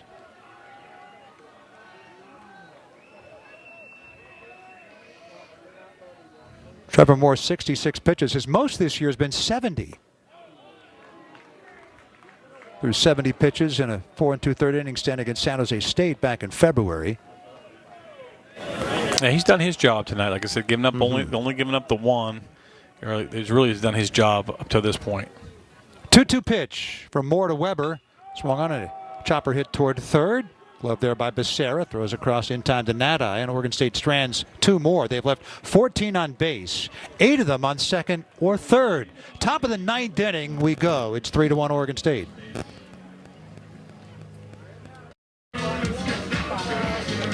Oregon State looking to improve to 8-0 on the homestand, trying to win their 22nd consecutive home game going back to the middle of May of last year. They have a 3-1 lead going to the top of the 9th inning. And Bridger Holmes has retired 4 straight, still out there at chucking. Yeah, I don't want to jinx him, Rich, so I probably just will right now. But, he is obviously 13 appearances into his Division I college career and has not given up a run yet. Donnie, if he gives up a run, I guarantee you this, it will have nothing to do with you. Well, I appreciate that. I really do, because I've been known to jinx a thing or 10. Middle third of the order, Nadi, Lavin, and Som. Slider, and he couldn't hold up. 0-1 the count. Now I homered back in the second for Stanford's only run of the ball game. Their only run so far in this series. Oregon State won yesterday 6-0 and lead 3-1 in the ninth inning here tonight. Yeah, Holmes is trying to go with a 7-out save, which is, like I said, just another thing that come postseason time with Oregon State will be in the postseason. Sometimes you have to do that, right? Sometimes, you know, it's not the 3-out save. It might be the 5-out save, or it might be going to the middle. You might have to pitch in the middle. So Holmes has proven that he can do that. Oregonian from North Bend over on the coast. 2 balls and 1 strike. 3 consecutive sliders to Nadi. And then I told you Bridger Holmes pitched at Feather River Community College in Quincy, California. That's on remote Highway 70 in the Plumas National Forest, southeast of Redding. Yeah, like I said, never been there, but heard good things about the area. And obviously Feather River's doing a really nice job with their program. And the Northern California, there's some really good Northern California junior colleges. I want to say Shasta is where Coach Gibson played prior to coming to Oregon State. He did a nice job in his career at Oregon State too as well. So 5 consecutive sliders, and Nadi takes advantage. That's all the way into the power alley. Nadi digging for 2, and Reeder's throw comes in. And he overslid the bag and gets back in time. Bazana, I think, wants him to check. Nadi overslid the bag on the turf. And Andrew Campos said he got back in time. yeah, I think he wants his buddy out no matter what right there, Rich. I don't know whether he got the out or not, but he wants him out. Those 2 are best friends, Bazana and Nadi. Travis gives off to me, Rich, that no matter what, he's out. He's one of those guys. He's always competing, man. He's always wanting to win.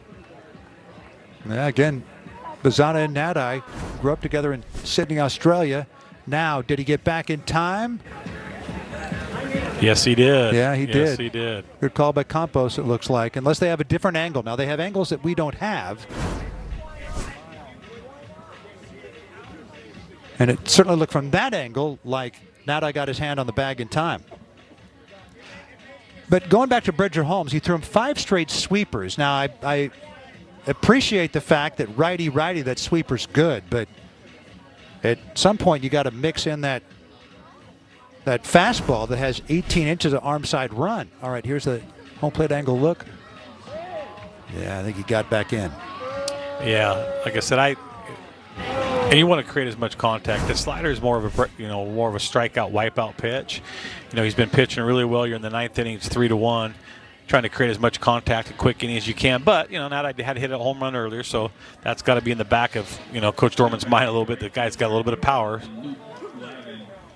Now Luke Lavin, the hitter, fly to center, popped out to third, struck out. Because of Dallas Macias' mammoth home run in the bottom of the 7th, the solo shot, that runner at second is not the tying run. The tying run is at the plate. Tied up on that sweeper. No balls and 1 strike. Yeah, that home run, really, if you think about it, that home run's changed everything. It's changed this inning, too, as well, because, like I said, that runner at second base means absolutely nothing. Yeah, without anything else, it means nothing. Yeah, without that Macias home run, it's a way different game right now. And there's that fastball with all that arm side run. No balls and 2 strikes to Lavin.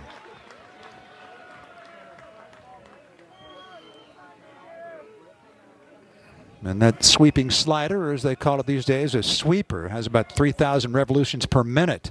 And there it is, just missed outside. 1 and 2. That was close.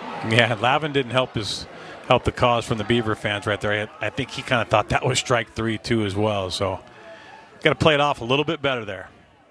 He'll do that as a sophomore or junior. As a freshman, he was just kind of hoping.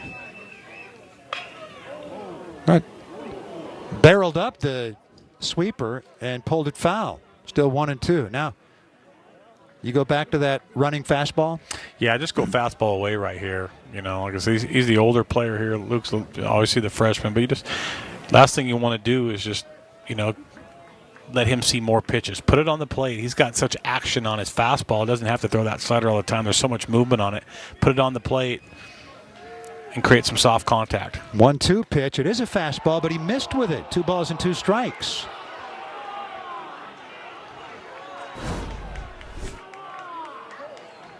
It's a tough view up here, Rich. I don't know, but the fans at Oregon State are really thinking that Kelly Gonzalez is not having a great day behind the plate. Well, he might have missed one or two, but he didn't miss that one. It was inside. Yeah.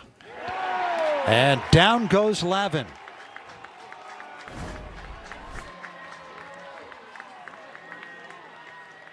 Couldn't hold up. One down here in the Stanford half of the ninth inning. Yeah. When you can throw that sweeper slider on the left-hander's hands, that means you got something going. And Bridger Holmes, he's early in his career, early in the season, you looked at him, Rich, more as a kind of a matchup guy. He's going to be really good against right-handers and probably have some struggles against left-handers. He's showing that he's can have success against left-handers too as well. Travis Eggert, the first base umpire, said swing, and it's 0-1 to Charlie Somm. Somm had a pinch hit home run against USC back on March the 17th, so he's had 4 home runs this year. Now no balls and 2 strikes to Somm. Well, he's proven he can do it. They need it again right now, but right there, that was a pretty uncompetitive swing right there. It looks like he's just right now. None of the Stanford hitters look very comfortable in there. Like Holmes is one of those guys. It's kind of hard to get comfortable again because he comes from such a different slot. Slider misses, yeah, especially a right-hand hitter. Yeah, it's a little bit difficult, but it only takes one swing. He's gone to that sweeper 3 different times. Now he threw 5 of them to Nadai, and Nadai ended up doubling on the 5th one. Does he mix in a fastball here on 1 and 2? He doesn't, and he strikes out Somm, and there are 2 down here in the Stanford half of the ninth. Yeah, there's a little bit of commotion right down there. Holmes getting pretty excited. He's talking to that Stanford dugout. The last thing you want to do is talk to those guys. I like his passion, though. Like the passion, but let sleeping dogs lie, especially with another game of the series tomorrow. Yeah, just probably way more important just to talk to your own team. But, like I said, you got to let the kids play a little bit. I was, when Macias hit the home run, I didn't see any issue right there at all. And right here, there's maybe a little bit more issue. Watch the punch out here, and his face is going right in that dugout. Let's go. Let's go with something else thrown in there. And here's Timo Becerra, his first at-bat. Came in to play third base. Becerra hitting .309 in 31 games. Doesn't have a home run, does have 4 doubles. No balls and 1 strike to Timo. Yesterday was 1 for 2, grounded into a double play.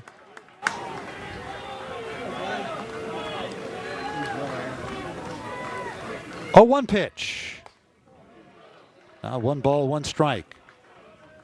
He's bigger, and like I said, he's not a starter, and doesn't have as many pitches, but his delivery is a little bit like former Oregon State legend Dallas Buck. Dallas kind of threw from that lower slot too, and he was really hard to pick up, but Dallas had the changeup too as well. But these guys are difficult to hit. Fastball outside corner, and Stanford down to their last strike. 3-1 Oregon State. Top of the 9th inning. Nadai led off the frame with a double. Back-to-back strikeouts for Bridger Holmes, and he's trying to keep his personal ledger clean. 1-2 pitch. Slider is outside. 2 balls and 2 strikes. Bridger Holmes on his bio says he's a history major after his playing career, wants to teach and coach. He hopes it's quite a while until that happens. Well, if he keeps pitching like this, he'll have a chance to play for a while. 2-2 pitch from Bridger Holmes. Sweeper fouled off by Becerra. Good work to stay alive. Timo Becerra strikes out only 13% of the time. The college level, Pac-12, the average is 20%. First generation college student. Timo Becerra's parents born in Mexico. He's from Clovis, California. 2-2 pitch, and it's on its way, and that sweeper's outside, full count. Yeah, Holmes right here, he's pretty amped up. Obviously, it's a big situation playing at home against Stanford. You're 1 out away from winning the series, but last thing you want to do right here is to walk this guy and put the winning run on the base. And the sweeper misses. He only threw him 1 fastball in the at-bat. The rest were the sweepers, and it's a great pitch, but it's a great pitch when you don't throw it 13 times in a row. Yes. That's the problem, though. Yes. And for one, you're going to lose velocity on it when you throw it that much, and 2, they start seeing it, right? So you got to go back and forth, and like I said, his best pitch, sweeper's a good pitch, but I still think his best pitch is his fastball. He threw that a couple fastballs down and in that were just absolutely nasty and really, really tough to square up. Yeah, and I'm thinking after maybe 2-2, the pitch that Becerra fouled off to stay alive and then took the next 2 pitch. One fastball in there and this game might be over. Yeah.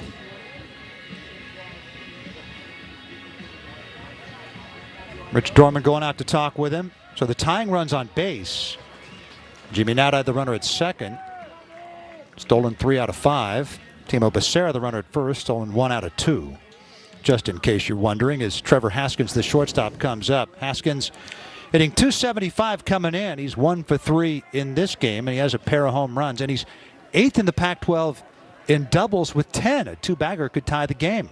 Yeah, this is not the you much would rather face the last guy to put the swing on, not this guy. This guy's a bit more experienced. And another thing, too, you look about the series, too, Rich. Now, this is pitch 39. You go over 40 pitches, probably not pitching tomorrow. But if he would have had a quick inning and, kept his pitch count in the 20s like he could have, then you got to use him tomorrow, too, as well for a chance to sweep if they win today.